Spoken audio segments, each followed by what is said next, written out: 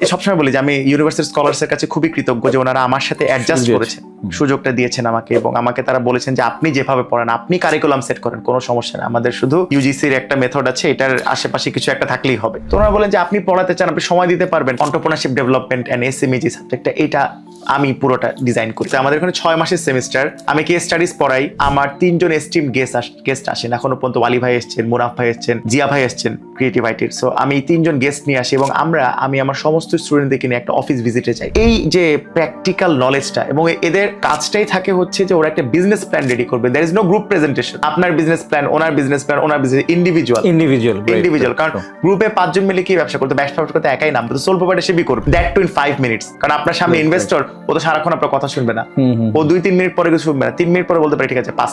আজকে একটা স্টুডেন্ট আমাকে কোশ্চেন করেছে, স্যার আমি 2 ঘন্টা রিলস দেখি, আমি এটা কি করতে পারবো? আমি বললাম তুমি তো বন্ধ করতে পারবে না। হাউএভার তুমি 2 ঘন্টা রিলস দেখাবো, তুমি 2 ঘন্টা একটা ভালো মুভি দেখো। ওয়াই?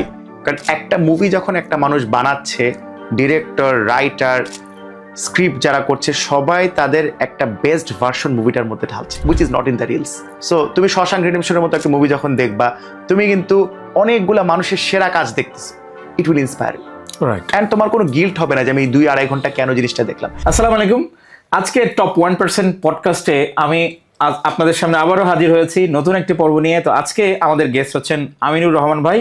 তো আমিনুর রহমান ভাইকে আমার অডিয়েন্সকে একটু পরিচয় করিয়ে দিই। উনি হচ্ছেন বাংলাদেশের টপ ওয়েডিং ফটোগ্রাফি এজেন্সি চেকমেটের ফাউন্ডার, এবং উনি পার্সোনালি একজন খুব ভালো ফটোগ্রাফার। তো উনি গত 1.5 বছর ধরে এন্টারপ্রেনারশিপ পড়াচ্ছেন ইউনিভার্সিটিতে। তো মূলত এই জিনিসগুলো নিয়ে তাকে আলোচনা করার জন্য তাকে আমরা ইনভাইট করেছি আমাদের পডকাস্টে। যে সাধারণত মানে দেখা যায় না যে একজন এন্টারপ্রেনার শিক্ষকতা পেশায় যায়, তাও ইউনিভার্সিটির ফ্যাকাল্টি বা একাডেমিয়াতে যায়। একাডেমিয়ার লোকজন পরবর্তী জীবনে তারা ব্যবসা হয়, এরকম অনেক উদাহরণ রয়েছে, কিন্তু তার মতো উদাহরণটা ভেরি রেয়ার। সো আজকের টপ 1% পডকাস্টে আমিনুর রহমান ভাইকে আমরা আমন্ত্রণ জানিয়েছি এই ব্যাপারগুলো নিয়ে আলোচনা করার জন্য, কেন ওনার এন্টারপ্রেনারশিপ জার্নি এবং কেন উনি এই পেশায় আসলেন। এবং আমি মনে করি যে টপ 1% না, আমার মনে হয় হয়তো আরো কম আপনার মধ্যে এরকম পেশায় বা এই সমাজে। সো আমরা আমাদের পডকাস্টে যে আমাদের বিভিন্ন পেশার বা বিভিন্ন প্রফেশনালদের টপ 1%কে নিয়ে আসি। সো আমার মনে হচ্ছে আপনার যেই লাইনে আপনি এখন আছেন সেটা টপ 1%-এরও কম হবে। তো চলুন শুরু করা যাক। আসসালামু আলাইকুম আমিনুর ভাই, কেমন আছেন? ওয়ালাইকুম আসসালাম, আলহামদুলিল্লাহ। পড়া ভাই, thank you for inviting me. আমি আপনার শো এর কিন্তু নিয়মিত অডিয়েন্স, আমি দেখি, viewer. Thank you so much. আপনি যখন বলেছেন তখন মানে আমি নিজেকে বলেছি যে okay, get ready, let's make this a very good one. ইনশাল্লাহ। থ্যাংক ইউ ভাই, কষ্ট করে এসেছেন অনেক দূর থেকে। সো আমার প্রথম প্রশ্নটা আপনার কাছে হবে যে আমরা বেসিক্যালি আমি একটু নোট ডাউন করেছি যে প্রশ্নগুলো আপনাকে করব। আপনি যদি একটু আপনার ব্যাপারে একটু বলেন, যে আপনার এডুকেশনাল ব্যাকগ্রাউন্ড থেকে শুরু করে আপনার চেকমেট শুরু করার জার্নিটা, আপনার এন্টারপ্রেনারশিপ জার্নিটা শুরু হয়েছিল চেকমেট দিয়ে, রাইট? জি। সো আপনার সেহেতু চেকমেটটা খুবই প্রাসঙ্গিক। সো আমি অনুরোধ করব আপনি চেকমেট কিভাবে লঞ্চ করলেন, চেকমেটকে কিভাবে এটাকে একটা এস্টাবলিশড ওয়েডিং ফটোগ্রাফি এজেন্সিতে দাঁড় করালেন, তারপরে কিভাবে আপনি এন্টারপ্রেনারশিপ জার্নিতে আসলেন, ওইটার পরে আমার সেকেন্ড প্রশ্ন থাকবে এন্টারপ্রেনারশিপ নিয়ে। Sure. Thank you so much. So আমার তো পড়াশোনা, আমার বর্ন অ্যান্ড ব্রট আপ ঢাকাতে। হ্যাঁ, একদমই আমরা ঢাকার মানুষ, বর্ন অ্যান্ড ব্রট আপ ঢাকাতে। আমার পড়াশোনা, আমি সরকারি স্কুলে পড়েছি। So it's been a very interesting journey. সরকারি স্কুল আমাকে আসলে অনেক কিছু শিখিয়েছে। কোন স্কুল ভাই আপনার? আমি মোহাম্মদপুর গভর্নমেন্ট বয়েজে পড়েছি। আচ্ছা, আমি ধানমন্ডি গভর্নমেন্ট বয়েজ। দেখেন, সরকারি স্কুলের কিন্তু একটা টাইপ আছে। এখন আপনি সরকারি স্কুলে মানুষ কম দেখবেন ডানে বামে। তো সরকারি স্কুল আমাকে কি শিখিয়েছে? আমাকে সার্ভাইভাল শিখিয়েছে। আপনি যে কোনো কন্ডিশনে সার্ভাইভ করতে হলে সরকারি স্কুল আমাকে ওই লিডারশিপ, সার্ভাইভাল, এবং আমি ক্লাস 4 থেকে ক্যাপ্টেন ছিলাম টানা, 4 থেকে 10 পর্যন্ত। সো ওই জায়গাটা আমার পড়াশোনায় আলহামদুলিল্লাহ যা রেজাল্ট করতাম, স্যাররা মনে করতো ক্যাপ্টেন দেওয়া যাবে, এন্ড আমি এনজয় করতাম। আমার প্রচুর বন্ধু বান্ধব, আমার স্কুলে সবাই তুই তো করে বন্ধু আমরা। তো ওখান থেকে কলেজে গেলাম, কলেজে ডিফেন্সের কলেজে, রাইফেলস পাবলিক কলেজে পড়েছি আমি। সো সেখানে গিয়েও আবার 2 মাসের মধ্যে কিভাবে জানি ক্যাপ্টেন হয়ে গেলাম। ক্যাপ্টেন হওয়ার পরেও একদম শেষ টেনিয়র পর্যন্ত ক্যাপ্টেন ছিলাম। আমার কলেজের ফ্রেন্ড আমার খুবই কাছের। তো সরকারি স্কুল, স্বায়ত্তশাসিত কলেজ, এরপরে এইচএসসির পরে চিন্তা ভাবনা অনেক করলাম, বাসায় ব্যাক অ্যান্ড ফোর্থ করে। আমার আব্বা আম্মা দুজনে ডাক্তার, আমার বড় ভাই ইঞ্জিনিয়ার। তো আমি বললাম আমি বিবিএ পড়বো। তো সবাই একটু অবাক হলো, বিবিএ কেন? বললাম যে আমার কাছে মনে হয়েছে যে আমার যে স্কিল সেট আছে, আমি যদি বিবিএতে পড়ি আমি কিছু করে খেতে পারবো। কারণ তখনও কিন্তু ডিসিশন নেই যে আমি কি চাকরি করব, ব্যবসা করব, ক্রিয়েটিভ লাইনে আসবো, কিচ্ছু ডিসিশন ছিল না। তো বাসায় বললাম যে প্লিজ ইনভেস্টমেন্টটা করতে, বাসা থেকে রাজি হলো। আমার বাবা মা সবসময় অনেক সাহায্য করেছেন আমাকে। নর্থ সাউথ ইউনিভার্সিটিতে ভর্তি হয়ে গেলাম এবং শুরু থেকে I was very much geared up যে আমাকে একে তো সিজিপিএ ভালো, এবং সেকেন্ড হচ্ছে আমি যদি শিখে বের হতে পারি, এবং থার্ড হচ্ছে the huge network of this university, তিনটা যেন আমি একসাথে কোপ আপ করতে পারি। তো ওখানে আমার সাদিয়ার সাথে পরিচয়। আমি আর সাদিয়া আমরা তখন খুবই ভালো বন্ধু। আমরা ব্রেনস্টর্ম করলাম যে বিবিএ পড়ছি, আমাদের একটা ব্যবসা করা উচিত। এখন কি ব্যবসা করব যেখানে ক্যাপিটাল হচ্ছে দ্য স্কিল সেট, যেটা আমাদের মাথায়। এবং সাদিয়া আপনি ভাবির কথা বলছেন, অরণি ভাবি, আমরা তো ভাবির ডাকনাম ওকে অরণি। হচ্ছে, হ্যাঁ ওকে হচ্ছে প্রফেশনাল সার্কেলে সবাই সাদিয়া নামে চিনে। আচ্ছা, তো আমরা এটা চিন্তা করলাম যে একটা ব্যবসা তো করা যায়, কি করব, কারণ এত বিজনেসের জার্গন পড়ছি, এটা তো এখন যদি কাজে লাগাতে পারি, আমাদের ব্রেনটাও ফ্রেশ আছে, we might be a good fit. তো তখন আসলে ও ফটোগ্রাফি করতো, আমিও করেছি। ওই সময় একটা ফটোগ্রাফি সবার খুব ঝোঁক ছিল, সবাই ডিজিটাল ক্যামেরা কিনতো। তো আমার কাছে ডিজিটাল ক্যামেরা এসে পড়েছিল, আমার বড় ভাইয়ের সম্বন্ধে এটা পাঠিয়েছিল। কত সালের ঘটনা? এটা 2009। 2009। তো ওই অরণ্য একটা ক্যামেরা কিনলো, আমরা পাঠশালাতে শিখলাম 6 মাস। আমি 2010 প্রথম ডিএসএলআর কিনে এই তো $1,100 দিয়ে। আমার কাছে একটা সনির ক্যামেরা, তখন সনির ক্যামেরা কেউ চালাতো না। আমি নাইকন কিনি প্রথম। নাইকন ছিল অরণ্যের। তো আমরা পাঠশালায় শিখার পরে তারপরে আমরা ডিসিশন নিলাম যে আচ্ছা ঠিক আছে, কি ব্যবসা করা যায়। তো তখন দেখলাম যে সোশ্যাল মিডিয়া সবাই অল্প অল্প ইউজ করা শুরু করেছে। তখনকার ফেসবুক হচ্ছে ওয়েবে ফেসবুক, অ্যাপে সেভাবে আসে না। রাইট। সবাই ওই MSN Messenger, Yahoo Messenger, Facebook এই চলে। ট্রু। কিন্তু সবাই ছবি দিচ্ছে। এখন তখন তো ফ্লিকার কমিটি অনেক জনপ্রিয় ছিল। হ্যাঁ মনে আছে, ফ্লিকার আমাদের অ্যাকাউন্ট ছিল, আমার নিজের সেই অ্যাকাউন্টে পাসওয়ার্ড ভুলে গেছি, ইয়াহু অ্যাকাউন্টের পাসওয়ার্ড ভুলে গেছে, কাজে ওটার রিট্রিভ করতে পারছি না। তো আমরা দেখলাম যে একটা আপনার প্রফেশনাল ফটোর একটা ডিমান্ড আছে, সবাই সুন্দর সুন্দর ছবি দিতে চায়, কারণ তখন তো ফোন ক্যামেরাগুলো অতটা ভালো না, বা ডিএসএলআর গুলো তো তখন is good enough to capture any professional photo. এখন প্রফেশনাল ফটোটা আসলে মানুষ কোথায় পাচ্ছে? বেড়াতে গেলে তো ডিএসএলআর ক্যামেরা নিয়ে যাচ্ছে না, সবাই তো ফটোগ্রাফারও না। পয়েন্ট এন্ড শুট যখন চলছে, কিন্তু সবার হাতে না। কিন্তু বিয়েতে গিয়ে তো মানুষ ছবি তুলছে, বিয়েতে সবাই সেজে গুজে যাচ্ছে, এবং ম্যাক্সিমাম রেজুমির ছবি, বিয়ের ব্যাকগ্রাউন্ডের ছবি, স্যুট পরা ছেলেদের, মেয়েরা ওখানে ছবি তুলছে। So it's a huge demand there, এবং অল্প সময়ের মধ্যে প্রচুর ডিমান্ড চলে আসছে, সাপ্লাইয়ের কিন্তু ওই পরিমাণ নাই। তা আমি আমার মাকে বললাম যে মা, আমার একটা ইনভেস্টমেন্ট লাগবে। মা বললো তুমি ক্যামেরা কিনে কি করবা? আমি বললাম যে আমি ক্যামেরা কিনে আমরা এটাকে একটা বিজনেসে দাঁড়া করাবো। এবং মা আমাকে বললো তোমার কত টাকা লাগবে? আমি বললাম আমার 1 লক্ষ টাকা লাগবে। 1 লক্ষ টাকার মধ্যে আমরা একটা ক্যামেরা সেট কিনবো। পরে 92,500 টাকা দিয়ে কিনলাম, মায়ের দোয়া। এবং আমি আর অরণ্য মিলে আমরা প্রত্যেকে, আমাদের প্রত্যেকটা বন্ধু, এভরিওয়ান আমাদের প্রত্যেকে খুব সাহায্য করেছে, টানে বামে কাজ পেয়েছে, আমাদেরকে রেফার করেছে। আমাদের কিন্তু তখন মানে আমি বলবো যে অভিজ্ঞতা একদমই কম, কিন্তু আমরা ফ্রেন্ডস অ্যান্ড ফ্যামিলি, যে উপরওয়ালা সবাইকে সাহায্য দিয়ে পাঠিয়েছে। সো আমরা উই স্টার্টেড রোলিং, এবং একই সময় চাকরি করি। আমি একটা ফাইন্যান্স কোম্পানিতে চাকরি করি, বিজনেস ডেভেলপমেন্টে, সেলসে। অরণি একটা আপনার প্রথমে একটা অ্যাডভার্টাইজিং এজেন্সিতে, এবং তারপরে একটা মাল্টিন্যাশনাল গার্মেন্টসেও কাজ করলো। আমরা কাজ করতে করতে করতে করতে চেকমেট আস্তে আস্তে আমরা মানে বানানো শুরু করলাম। প্রথম ক্যামেরা কোনটা ছিল যেটা বললেন? প্রথম ক্যামেরা আমাকে মা যেটা কিনে দিয়েছিলেন, ক্যাননের 60D, 60D উইথ 18-135 লেন্স। ওইটা আমি মানে একদম বলা যেতে পারে যে ওর কর্মক্ষমতা শেষ হওয়ার আগ পর্যন্ত আমি ওটা চালিয়েছি, মানে ওটার উপর অনেক প্রেশার গেছে, এটা সত্যি। ফুল ফ্রেম বডি ছিল না? ওটা ছিল ক্রপ সেন্সর। তারপরে আমি যখন ফুল ফ্রেম কিনি 6D, এরপরে যখন আমার Mark 3 কিনি, তখন 5D Mark 3 আর কি, তখন আমার টাকার একটু শর্টেজ পড়ে। তখন অরণ্যকে বললাম যে অরণ্য, আমার তো টাকার একটু শর্টেজ পড়ছে, তোমার কত লাগবে? আমি বলছি আমি ফেরত দিয়ে দেবো, ওই টাকাটা আমার থেকে কোনোদিন ফেরত নেয় নাই, ব্যাংক থেকে তুলে দিল, দিয়ে বললো তুমি কিনে নাও। বিয়ে করেছেন কত সালে? বিয়ে করেছি 13-তে। আচ্ছা, তার মানে আপনাদের চেকমেট শুরু করার কত বছর পর? এটা আমরা চেকমেট আমাদের অপারেশন শুরু 11 সালে, ট্রেড লাইসেন্স 12 থেকে, 12তে আমাদের এনগেজমেন্ট, এবং ওই ব্যবসা চেকমেট আমি আর অরণি একসাথেই করেছি। 13তে আমাদের বিয়ে, এবং অরণি হচ্ছে 2019 থেকেও নিজস্ব প্রোডাকশন হাউস আছে। সো চেকমেটের পাশাপাশি আমরা একদম বলতে পারেন যে 12 থেকে 19 একসাথে আমরা চেকমেট বিল্ড করেছি দুইজন মিলে। ফ্যান্টাস্টিক যে আপনারা দুজন শুরু করেছিলেন এবং দুজন পরে বিয়ে করেছেন। চেকমেট মানে আপনাদের সংসার এবং হচ্ছে আপনাদের চেকমেট দুইটা একসাথে গ্রো করেছেন আপনারা একসাথে। ফ্যান্টাস্টিক। তো এটা তো আমি জানতাম না, জানলে তো ভাবিকে হয়তো ইনভাইট করতাম। ভাবি এত কন্ট্রিবিউশন আছে আপনার লাইফে, সেটা অবশ্যই শি ডিজার্ভস ইট, এটা অবশ্যই, ভাবিকে অভিনন্দন। তো আচ্ছা, এখন চেকমেটে 2019 পর্যন্ত বললেন, তারপর চেকমেটের গ্রোটা তারপর যেটা হয়েছে যে 19-এর মানে আমরা যেটা করেছি যে 2014 থেকে আমরা কর্পোরেট কাজ শুরু করি। তখন একটা অর্গানাইজেশন ছিল স্টার্টআপ ঢাকার সাথে আমরা কানেক্টেড। মুস্তাফিজ ভাই, উনি আমাদের মেন্টরের মতো ছিলেন, উনি আমাদেরকে অনেক গাইড করেছেন। সো ওনার থ্রুতে আমরা গ্রামীণ ফোনের কাজ করেছি ওই সময়। প্লাস আমরা Dhaka international folk fest cover করে 18 সালে, ব্রিটিশ কাউন্সিলে কাজ করেছি, এপেক্সের কাজ করেছি, গ্যালারি এপেক্সের।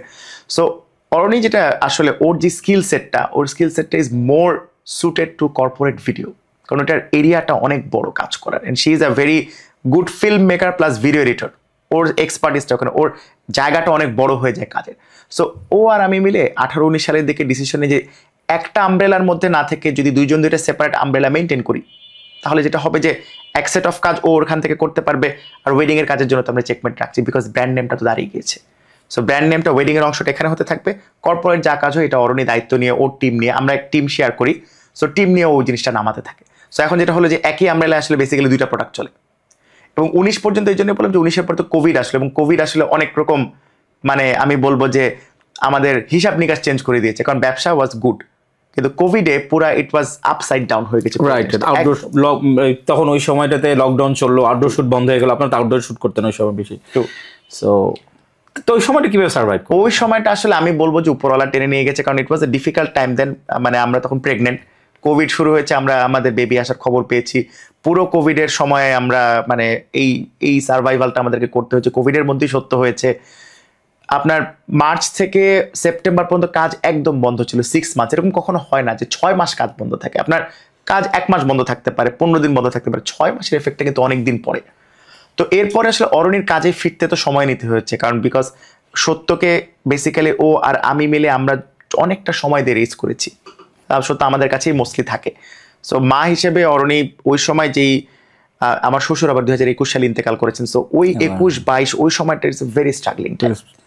সো আমি আবার আসলে অরণিকে সরাসরি ও আর আমি ডিসিশন নিয়েছি চেকমেটের এই যে প্রত্যেক দিনে যে ডেইলি হ্যাসেল, এই হ্যাসেলের মধ্যে না আসলেও চলবে, ও যেন ওর প্রোডাক্টটা ডেভেলপ করে।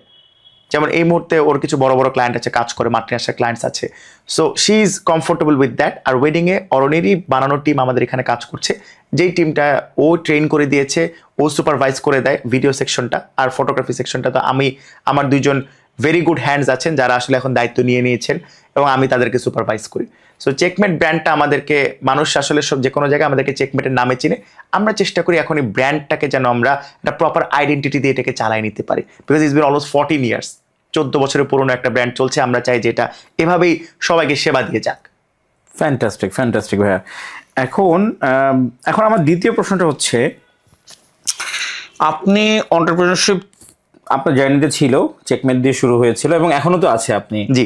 এখন আপনার ইনভলভমেন্ট কতটুকু?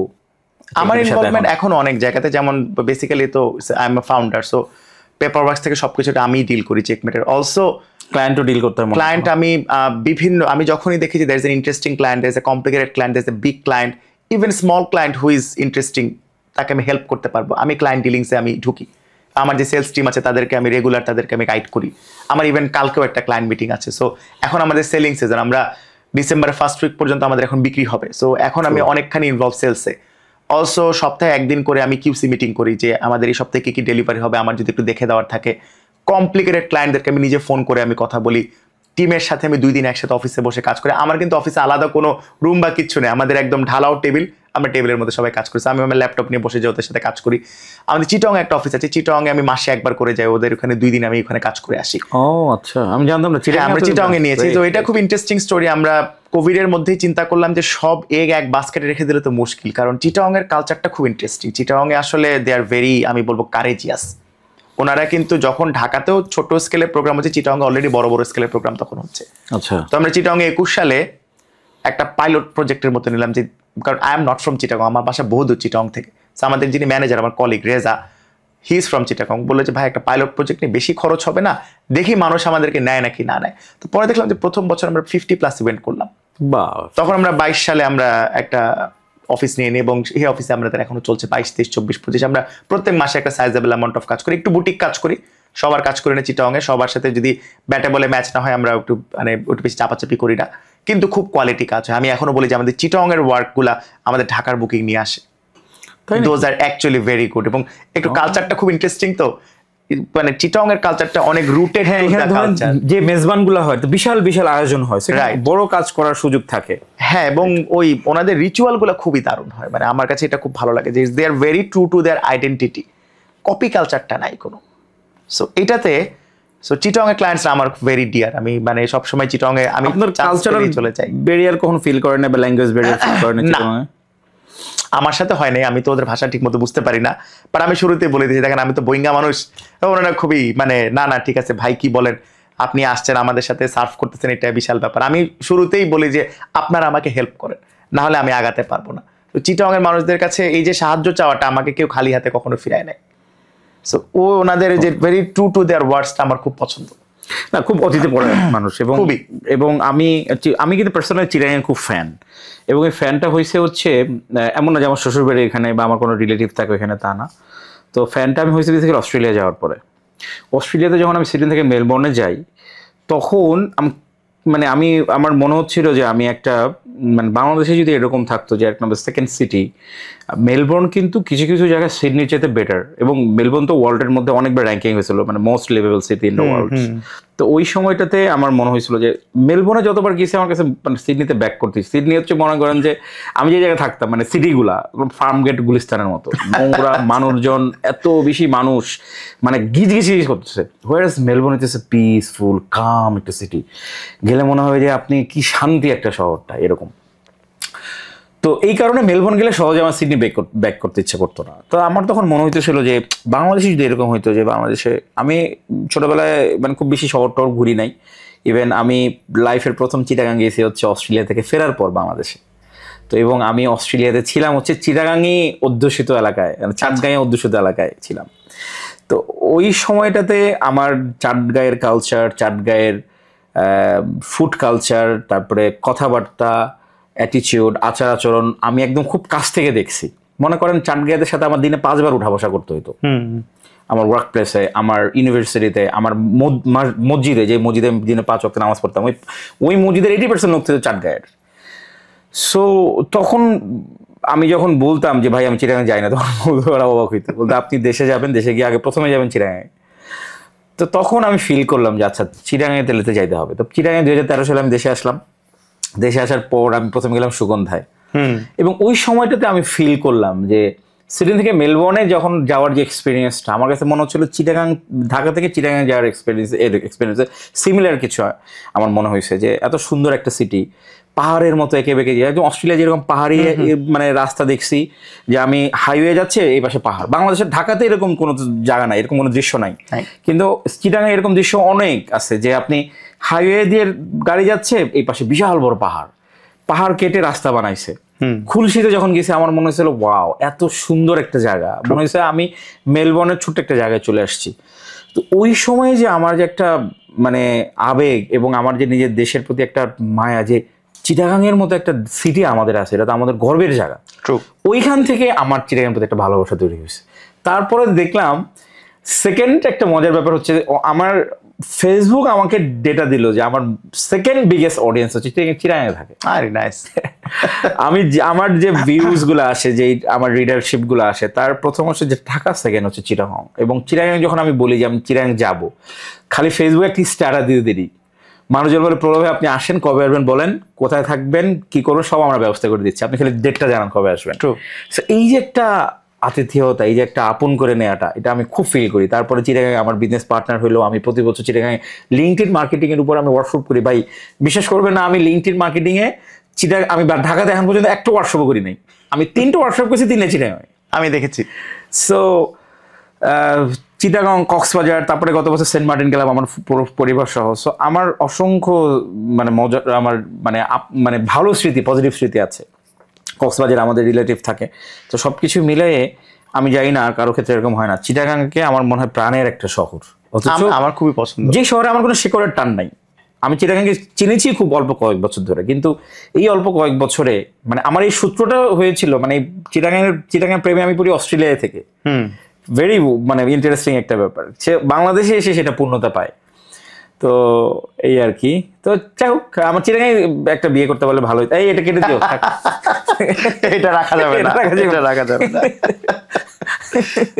হ্যাঁ ভাইয়া, তো আমার নেক্সট কোশ্চেন হচ্ছে, আপনার যে এন্টারপ্রেনারশিপ পড়ান আপনি এখন ইউনিভার্সিটিতে, জি, এই যাত্রাটা কিভাবে শুরু হলো আপনার, এটা একটু জানতে। আচ্ছা, এটা আসলে আমি বলবো এটা আমার খুব প্রাণের একটা যাত্রা।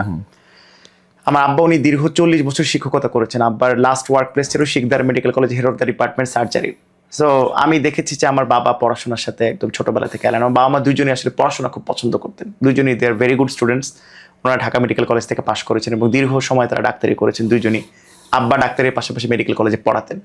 আমার নানা উনি কারমাইকেল কলেজের প্রিন্সিপাল ছিলেন, 9 বছর ওখানে রিটায়ার করেছে। তার উনি ঢাকা কলেজে ছিলেন ফিজিক্সের, he study from Yale university. আমার নানি চিটাংয়ের খাস্তগির স্কুলের হেডমিস্ট্রেস ছিলেন at the age of only 24। উনি ইন্সপেক্টর স্কুল হিসেবে শেষ করেছেন। বলেন কি? আমার দাদা, ওটার জন্ম 1899 সালে। উনি আমাদের গ্রামের, উনি বেসিক্যালি উনি ওনার জমির একটা বড় ব্যবসা ছিল, কিন্তু এর বাইরে উনি হেডমাস্টার হিসেবে দীর্ঘদিন, কারণ উনি একমাত্র মানে ম্যাট্রিক পাস মানুষ ছিলেন ওই সময়। সো লেখাপড়ার লিনিয়েজটা একদম আমাদের বলতে পারেন যে আমার 2 সাইডের ব্লাড থেকে আসছে। সো এটা হয়েছে যে আমার সবসময় মনে হয়েছে যে I need to give back to the society. আমি কাদেরকে দিতে পারি? ইউথকে দিতে পারি। কারণ ব্যবসা করতে গিয়ে যেহেতু আমার এখানে সবাই প্রফেশনালস, আমি এবং অরণি আমরা হচ্ছে ফার্স্ট জেনারেশন বিজনেসম্যান। আমার শাশুড়ি ডাক্তার, আমার শ্বশুর অ্যাডভোকেট, উনি মারা গিয়েছেন। সো পুরো প্রফেশনাল ফ্যামিলির আমরা। তো আমরা যে ব্যবসাটা যে করেছি, যে ব্যবসাটা একটা আইডিয়ায় তো শেষ পর্যন্ত ব্যবসা হয়, আইডিয়াটাকে দাঁড়া করেছি, এখানে এতগুলো মানুষ কাজ করছে, এতগুলা সংসার চলছে। এখান থেকে আমরা 15,000 ক্লায়েন্টকে সার্ভ করেছি এখনো পর্যন্ত চেকমেট থেকে। মানে আমাদের এরকম হয়েছে যে আমরা নাম বলেছি, আচ্ছা আপনারা তো অমুক অমুক অমুক একজনে বিয়ে করেছে, মানে করে দিয়ে মানে আমরা কাভার করেছি আর কি। সো ঢাকার এবং চিটাংয়ের কোনো না কোনো ফ্যামিলিতে চেকমেটের একটা কাভার করা প্রোগ্রাম কোথাও আছে। সো এখান থেকে আমার মনে হলো কি যে আমার আসলে স্টেপ ইন করা উচিত, যে আমি একটু একাডেমিয়াতে, আমি একদম মানে প্রপার চ্যানেলে আমি মানুষকে পড়াতে চাই। যে আমি একদম চ্যানেলে, আমি একটা ইউনিভার্সিটি টিচার, আমি একটা একদম নিয়ম মেনে ইউজিসির অ্যাপয়েন্টমেন্টে আমি একটা ইউনিভার্সিটির সাথে অ্যাটাচ হব। তো এটা নিয়ে আমি বিভিন্ন ইউনিভার্সিটিতে কথা বলি এবং I am very grateful to university scholars. University স্কলার্সের ওনাদের একটা জিনিস আমি খুবই পছন্দ করি, দে অলওয়েজ টেক রিস্কস। ওনারা আমাকে নিয়েও একটা রিস্ক নিয়েছেন। আমার যিনি head of the department Nahid sir is a very nice person.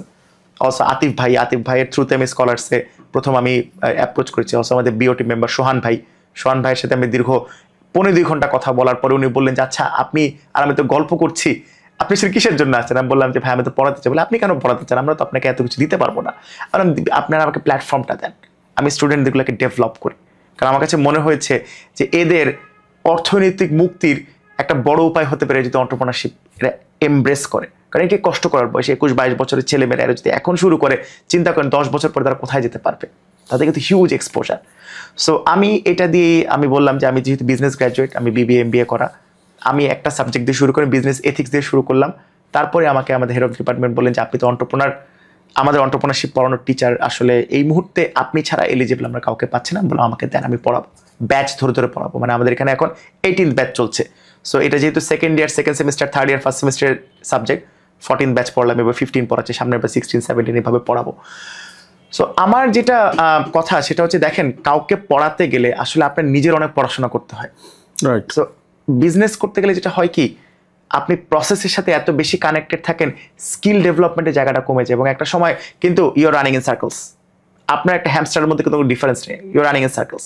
এখান থেকে বের হওয়ার একটাই রাস্তা, যদি লার্নিং অ্যান্ড ডেভেলপমেন্টে আমরা নিজেদেরকে মানে ইনভলভ করি। আমরা যদি ওই বাচ্চাগুলোকে শেখাতে গিয়ে, তো আমার অনেক কিছু শিখতে হচ্ছে। আমি তো অনেক আনকনভেনশনাল ওয়েতে ওদেরকে পড়ানোর চেষ্টা করছি। আমার কেস স্টাডিজ রেডি করতে হচ্ছে, ওদের সাথে ডিসকাস করতে হচ্ছে। আমি একটা বই ফলো করি, সেই বইটা আমার প্রথম থেকে শেষ পর্যন্ত পড়তে হয়েছে। রাইট। প্লাস আপনি যখন কিউএ করেন, যখন কোশ্চেন অ্যান্সার সেশন নেন, তখন অনেক প্রশ্নের উত্তর দেন। আপনাকে হয়তো দেখা যাবে আপনি নিজেও চিন্তা করেন নেবে প্রশ্নটা। এটা আমার ক্ষেত্রে অনেকবার হয়েছে যে মনে হয়েছে যে ওয়াও ভেরি ব্রিলিয়েন্ট কোশ্চেন, তখন আমি নিজে অ্যান্সার দিয়েছি। পরে যখন মনে হয়েছে আমার নিজের অ্যান্সার আমি নিজে স্যাটিসফাইড না, তখন বলছি যে আমি স্টাডি করে জেনে তোমাকে আবার জানাবো। ট্রু। এটাতে এন্টারপ্রেনারশিপে কেউ এই ইস্যুটা ছিল না। আপনি কোথায় পাবেন আপনি এই ইস্যুটা? রাইট। সো ইভেন আমি যখন এন্টারপ্রেনারশিপ পড়েছি আমাদের ইউনিভার্সিটি নর্থ সাউথে, আমার যে ফ্যাকাল্টি ছিলেন, he was not an entrepreneur. So আমার মনে হচ্ছে যে আমি যদি এন্টারপ্রেনারের কাছে পড়তে পারতাম, তাহলে উনি হয়তো আমাকে টিপসগুলো আরো বলতে পারতেন, তুমি এটা করো, ওইটা করো, সেটা করো, তোমার এখানে ভুল হচ্ছে, তুমি এইভাবে করো, আচ্ছা তুমি আমার এখানে এসে 3 মাস কাজ করো, তাহলে তুমি বুঝবা যে কিভাবে কাজ করতে। আমাদের কিন্তু অনেক ঠেকে শিখতে হয়েছে। সো আমার এক বিষয়টা ছিল যে আমি যদি একজন এন্টারপ্রেনার, আমি যদি একটা ফর্মাল একাডেমিতে আসি, তাহলে হয়তো এরকম আনাচে কানাচে আরো অনেক আমার থেকে অনেক ভালো এন্টারপ্রেনার, অনেক এক্সপিরিয়েন্স ডাইভার্সিফাইড এন্টারপ্রেনার আছে, তাদেরও মনে হবে যে ঠিক আছে আমরাও আসি। কারণ দেখেন ইটস আ মুভমেন্ট। আপনি এখন আমি 1.5 বছর ধরে শুরু করেছি, আমার সাথে আরো অনেকজন, আমি তাদের একজনের সাথে আমার আজকে দেখা হলো, উনি এশিয়া প্যাসিফিকে পড়ান, উনি he is an entrepreneur too. So অন্টারপ্রেনাররা যদি চিন্তা করেন আগামী 5 বছরের মধ্যে দেশের সমস্ত ইউনিভার্সিটিতে তারা সোয়ারমেন করে পড়ায় এবং রিসোর্স পার্সনদেরকে কানেক্ট করায় দেয়, 15-20 বছর পরে এই ছেলে মেয়েগুলোর মধ্যে কতগুলো অন্টারপ্রেনার বের হবে। এই ছোট্ট একটু কন্ট্রিবিউশন কিন্তু একটা স্নোবলের মতো গড়িয়ে দেবে, যেটা নিচের অনেক বড় হয়ে যাবে। So if I am a part of this very small journey, তাতে আমার কষ্ট হোক, কিন্তু আমার তো I am enriching and I can enrich other students, তাদেরকে তো আমি শিখাতে পারছি। দ্যাট ইজ দ্য গোল। আমি এই জন্যই আমার কাছে মনে হয়েছে যে সময় নষ্ট বা আমি পার আওয়ার কত টাকা ইনকাম করছি, this is not the thing. How I can develop the youth and become a part of this মানে রেভলিউশনারি এডুকেশন সিস্টেম, আমার নিজেকে এখানে আসলে এনগেজ করা উচিত। ফ্যান্টাস্টিক ভাই। এবং আমার কাছে মনে হলো যে দেখেন, বাংলাদেশে এন্টারপ্রেনারশিপ পড়ায় এরকম কয়টা ইউনিভার্সিটি আছে, হাতে গোনা কয়েকটা, রাইট? আর এন্টারপ্রেনারশিপ যারা পড়ায়, উইথ অল ডিউ রেসপেক্ট, যে তারা নিজেরা কিন্তু এন্টারপ্রেনার না, most of them are faculty members, right? Full time faculty members, unlike you. তো এইটাই তো হওয়া উচিত যে ভাই, যার যেটা হ্যান্ডস অন এক্সপিরিয়েন্স আছে সে সেইটা হইতে পারে। He is a very good mentor or very good teacher, but that doesn't necessarily mean that he is a very good entrepreneur himself, right? যেটা আপনার ক্ষেত্রে যায়। আমি জানি না আপনি কতটুকু ভালো পড়ান, but you are definitely very good entrepreneur. So যেহেতু আপনি চেকমেটের মতো একটা আনকনভেনশনাল সার্ভিসকে এত লং টার্মে নিয়ে এবং এটাকে এস্টাবলিশ করেছেন, এটাকে ভেঞ্চার হিসেবে দাঁড় করিয়েছেন, so definitely you are very good entrepreneur. তো এখন এই মেলবন্ধনটা খুব বেশি জরুরি দরকার। আমি পার্সোনালি খেয়াল করে দেখেছি যে যারা ভালো পড়ায়, এই মানে এই না যে তারা ভালো শিক্ষক হবে। আমার যে হাউস টিউটর ছিলেন, আমি যে হাই স্কুলে যার কাছে পড়েছি, আমি জানি না স্যার দেখবেন কিনা, স্যার কিন্তু পার্সোনালি খুব ভালো স্টুডেন্ট ছিলেন না, but he was a fantastic teacher. তো পরে আমার এই জিনিসটা আমি প্রথম খেয়াল করি না, পরে আমার খালা বলতেছিল একদিন যে তোমার স্যার খুব ভালো পড়ায়, বাট তার রেজাল্ট এত মানে এরকম এভারেজ কেন? আসলে তো তাই। তখন আমি চিন্তা করলাম যে ভালো পড়ায় মানেই যে সে ভালো টিচার, মানে তাকে ভালো ছাত্র হইতে পারে এমন কোনো কথা নাই। অনেক এভারেজ ছাত্রও ভালো টিচার হইতে পারে, আবার অনেক ব্রিলিয়েন্ট স্টুডেন্ট এভারেজ বা বিলো এভারেজ টিচার হইতে পারে। সো এখন দেখেন, এন্টারপ্রেনারশিপ যারা পড়ায়, ভেরি গুড একটা রেলেভেন্ট প্রশ্ন যে তারা নিজেরা এন্টারপ্রেনার কিনা। আমরা দেখেন, কেউ কিন্তু এমবিবিএস ডক্টর যে পড়াবে মেডিকেল কলেজে, সে কিন্তু তাকে নিজেই ডাক্তারি পাস করে, অবশ্যই আউট অফ নোয়ার কিন্তু তারা এসে করতে হয় না, ইঞ্জিনিয়ারের ক্ষেত্রে দেয়। তাইলে আমরা এন্টারপ্রেনারশিপে এরকম জ্ঞান দেখি যে, ঠিক আছে, উইথ অল ডিউ রেসপেক্ট, আমার কথা কেউ কিছু মনে করবেন না, মানে আমার নিজের মানে নিজের কৌতূহল থেকে আমার প্রশ্নটা করা, নিজেরা ব্যবসায়ী না হলে কিভাবে আসে? আমাকে অনেকেই বলে যে প্রলয় ভাই, আপনি ব্যবসা নিয়ে একটা কোর্স করেন, কিভাবে ব্যবসা উদ্যোক্তা হইতে হয়। এটা আমি বলি যে প্রথম কথা হচ্ছে ভাই, আমি উদ্যোক্তা জানি, কিছুদিন আগে শুরু করছি। আমি বলি আমি একজন বেস্ট সেলিং অথর, আমি একজন ট্রেনার, আমি একজন কনসালটেন্ট, আমি একজন marketer, but I am not an entrepreneur. যদি আমার বলতে হয়, আমি পার্টনারশিপে এই পডকাস্ট শুরু করেছি, স্টুডিও শুরু করেছি, এবং সেটার বয়স অতি অল্প। এত এক্সপিরিয়েন্স আমি গেইন করি নাই যে আমি নিজে এখনো মানে ট্রেনিং প্রোগ্রাম লঞ্চ করে ফেলবো। সো আপনি আমাকে মানে মার্কেটিং এর লেসন নিতে, আপনার ট্রেনিং নিতে চান, আমি নিয়ে যাবো, আমি যাবো, কোনো সমস্যা নেই, কিন্তু নট এন্টারপ্রেনারশিপ, ওটার জন্য আমি যোগ্য না। তো এখন আমি এন্টারপ্রেনারশিপ যারা পড়ায়, তো তারা অবশ্যই আপনার মতো যারা এন্টারপ্রেনার আছেন, আপনি এই জায়গা থেকে এসছেন, এবং আমি জানি বাংলাদেশে আপনার চাইতে আরো অনেক বেশি কোয়ালিফাইড, আরো অনেক বেশি এক্সপিরিয়েন্স, যাদের মাল্টিপল ভেঞ্চার আছে, তাদের তারা সিরিয়াল এন্টারপ্রেনার, তাদেরকেও আর আসা উচিত। কিন্তু আমার একটা প্রশ্ন হচ্ছে যে তারা টাইম কিভাবে ম্যানেজ করবে ভাই? তাদের ফ্যামিলি সামলাইতে হয়, তাদের পার্সোনাল দিকগুলো সামলাইতে হয়, হ্যাঁ, বাচ্চা কাচ্চা বউ সংসার সামলাইতে হয়, কোম্পানি তো সামলাতে হয়, এটা তো বলার আছে, এত কিছু সামলায়, আবার ভাই একাডেমিয়াতে ক্লাস কেমনে নেবে ভাই? সময়টা কিভাবে ম্যানেজ করবে? আসলে এটা কি মানে দেখেন, if there is a will there is a way, আর চাইলে উপরওয়ালা তো ব্যবস্থা করে দেয়। নিয়ত যখন আপনি করছেন, আপনি পড়াবেন, আমি আগে প্রথমে ফিগার আউট করছি যে সপ্তাহে কোন 2 দিন আমার একটু প্রেশার কম থাকে।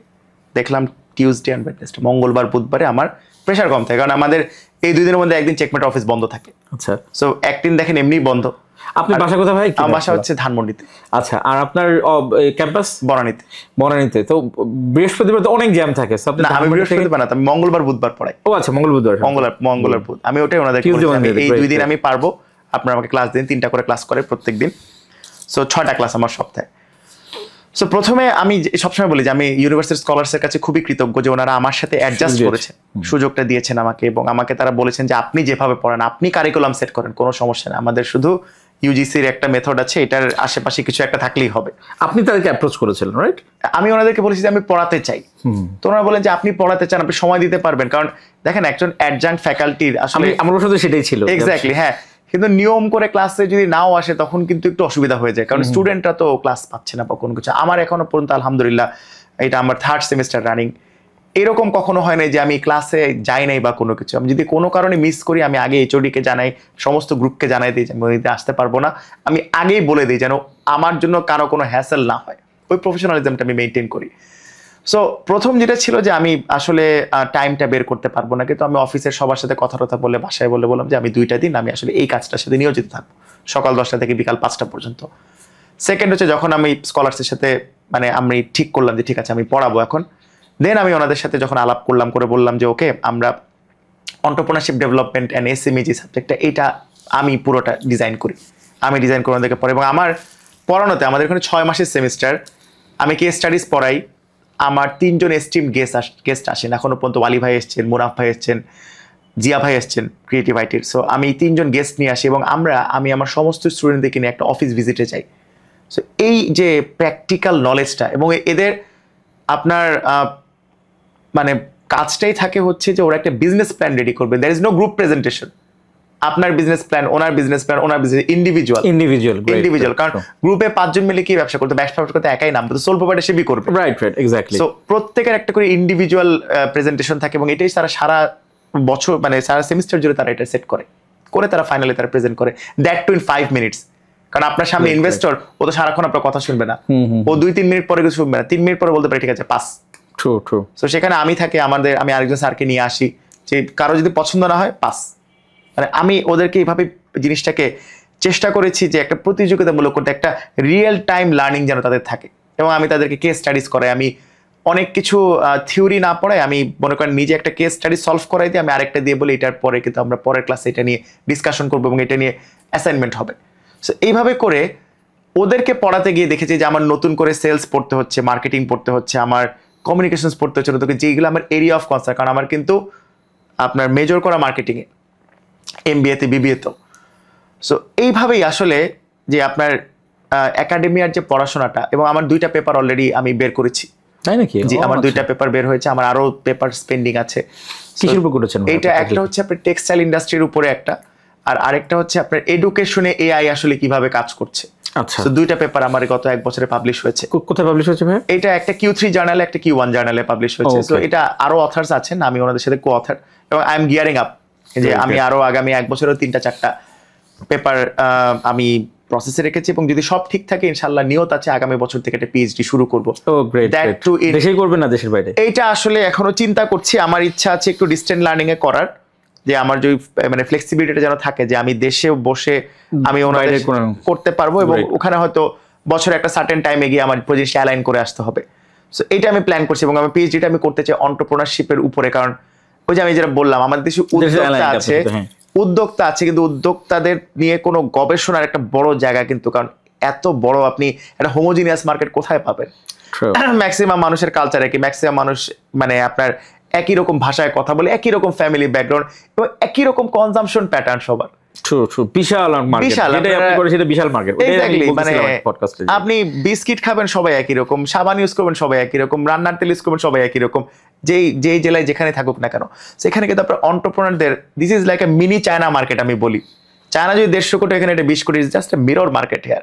সেখানে আরো অনেক এন্টারপ্রেনার তৈরি হওয়া দরকার, এবং তারা যখন একটা কম্পিটিটিভ প্রাইসে নিয়ে আসবে তখন কিন্তু মানুষের খরচ করার প্রবণতা বেড়ে যাবে, মার্কেটটা কিন্তু বড় হয়ে যাবে। সো আমার গবেষণার জায়গাটা আসলে বেসিক্যালি বাংলাদেশের এসএমই এন্টারপ্রেনার যারা কিভাবে আপনার নিউ মার্কেটিং থিওরি এবং এআই কাজে লাগায় নিজেদের বিজনেসটাকে স্কেল করতে পারে, এইটা নিয়ে আমি আসলে একটা পিএইচডি টপিক আমি মোটামুটি দাঁড়া করেছি, এবং বিভিন্ন ইউনিভার্সিটির সাথে কথাবার্তা চলছে। যদি সব ঠিক থাকে হোপফুলি নেক্সট ইয়ার Q1 এ আমার পিএইচডি শুরু হয়ে যাবে। গ্রেট, চমৎকার। আমি দোয়া করি আপনি তাড়াতাড়ি খুব শুরু করেন এবং সাকসেসফুলি শেষ করেন। হ্যাঁ, ওটাই জরুরি। আমার ছোট একটা রিসার্চ পেপার আছে, আমি কাস্টমার স্যাটিসফ্যাকশন নিয়ে লিখছিলাম, আমার খুব পছন্দের জায়গা তো। এবং আমার যে প্রথম বইটা লিখেছিলাম ওটার সাথে রিলেভেন্ট, এবং এই ব্যাপারগুলো নিয়ে অনেক সময় অনেকেই জানে না। তো আমার কাছে মনে হয় ভাই কাজ করার অনেক জায়গা আছে, কিন্তু আমাদের একটা সমস্যাটা কি, যে আমি শুটের আগে বলতেছিলাম আমরা ব্লু ওশেন স্ট্র্যাটেজির কথা। আমার পার্সোনাল একটা পলিসি হচ্ছে যে আমি ব্লু ওশেন স্ট্র্যাটেজি নিয়ে কাজ করব, সেটা আমি ব্লু ওশান স্ট্র্যাটেজিতে আমি এফোর্ট দিব, ইনভেস্ট করব, আমি ওখানে নিয়ে কাজ করব, তাহলে কি, কারণ ব্লু ওশান স্ট্র্যাটেজিতে আপনি অনেক অল্প আরওআই এবং অনেক অল্প ইনভেস্টমেন্টে বেশি আরওআই পাওয়া যায়, and you make the market. Exactly. So এখন আমি চেষ্টা করতেছি এখনো আমি, কিন্তু আপনি যদি রেড ওশনের কথা বলেন, you invest a huge lot of your time and energy and everything, but ROI is very low compared to your investment. True. So আমার কথা হচ্ছে ভাই, কেন তো কামড়াকামড়ি করা? আমার হচ্ছে যে তুমি মানে খাঁটি বাংলা যদি বলি, ফাঁকামড়ি গোল দাও, কোনো সমস্যা নাই। তোমার যদি গোল পোস্ট থাকে, মানে বাজারে যদি ডিমান্ড থাকে, তুমি সাপ্লাই নিয়ে আসো, অবশ্যই। কিন্তু আমাদের একটা মানে জাতিগত বৈশিষ্ট্য হচ্ছে একটা, ওই যে দেখলেন না কিছুদিন আগে আগারগাঁওয়ের কেক পড়তে কি অবস্থা হয়েছিল, একজন বসছে কেক নিয়ে, তাকে দেখা দেখি সবাই, কেন ভাই অন্য কিছু নিয়ে চিন্তা করো, ইনোভেটিভ কিছু করো, যে এই ভদ্রলোক বা ভদ্রমহিলা কেক নিয়ে আসছে, এখানে আর কি ল্যাকিংস হইতে পারে। আমি স্টেক নিয়ে আসি, হ্যাঁ তুমি স্টেক নিয়ে আসো ফর এক্সাম্পল, হ্যাঁ ঠিক আছে, স্টেক যদি এক্সপেন্সিভ হয়, আরেকটা তুমি ডিফারেন্সিয়েশন নিয়ে আসো, সেগমেন্টেশন নিয়ে আসো, এক্স্যাক্টলি ওই কেকটাই কেন আনতে হবে আমার?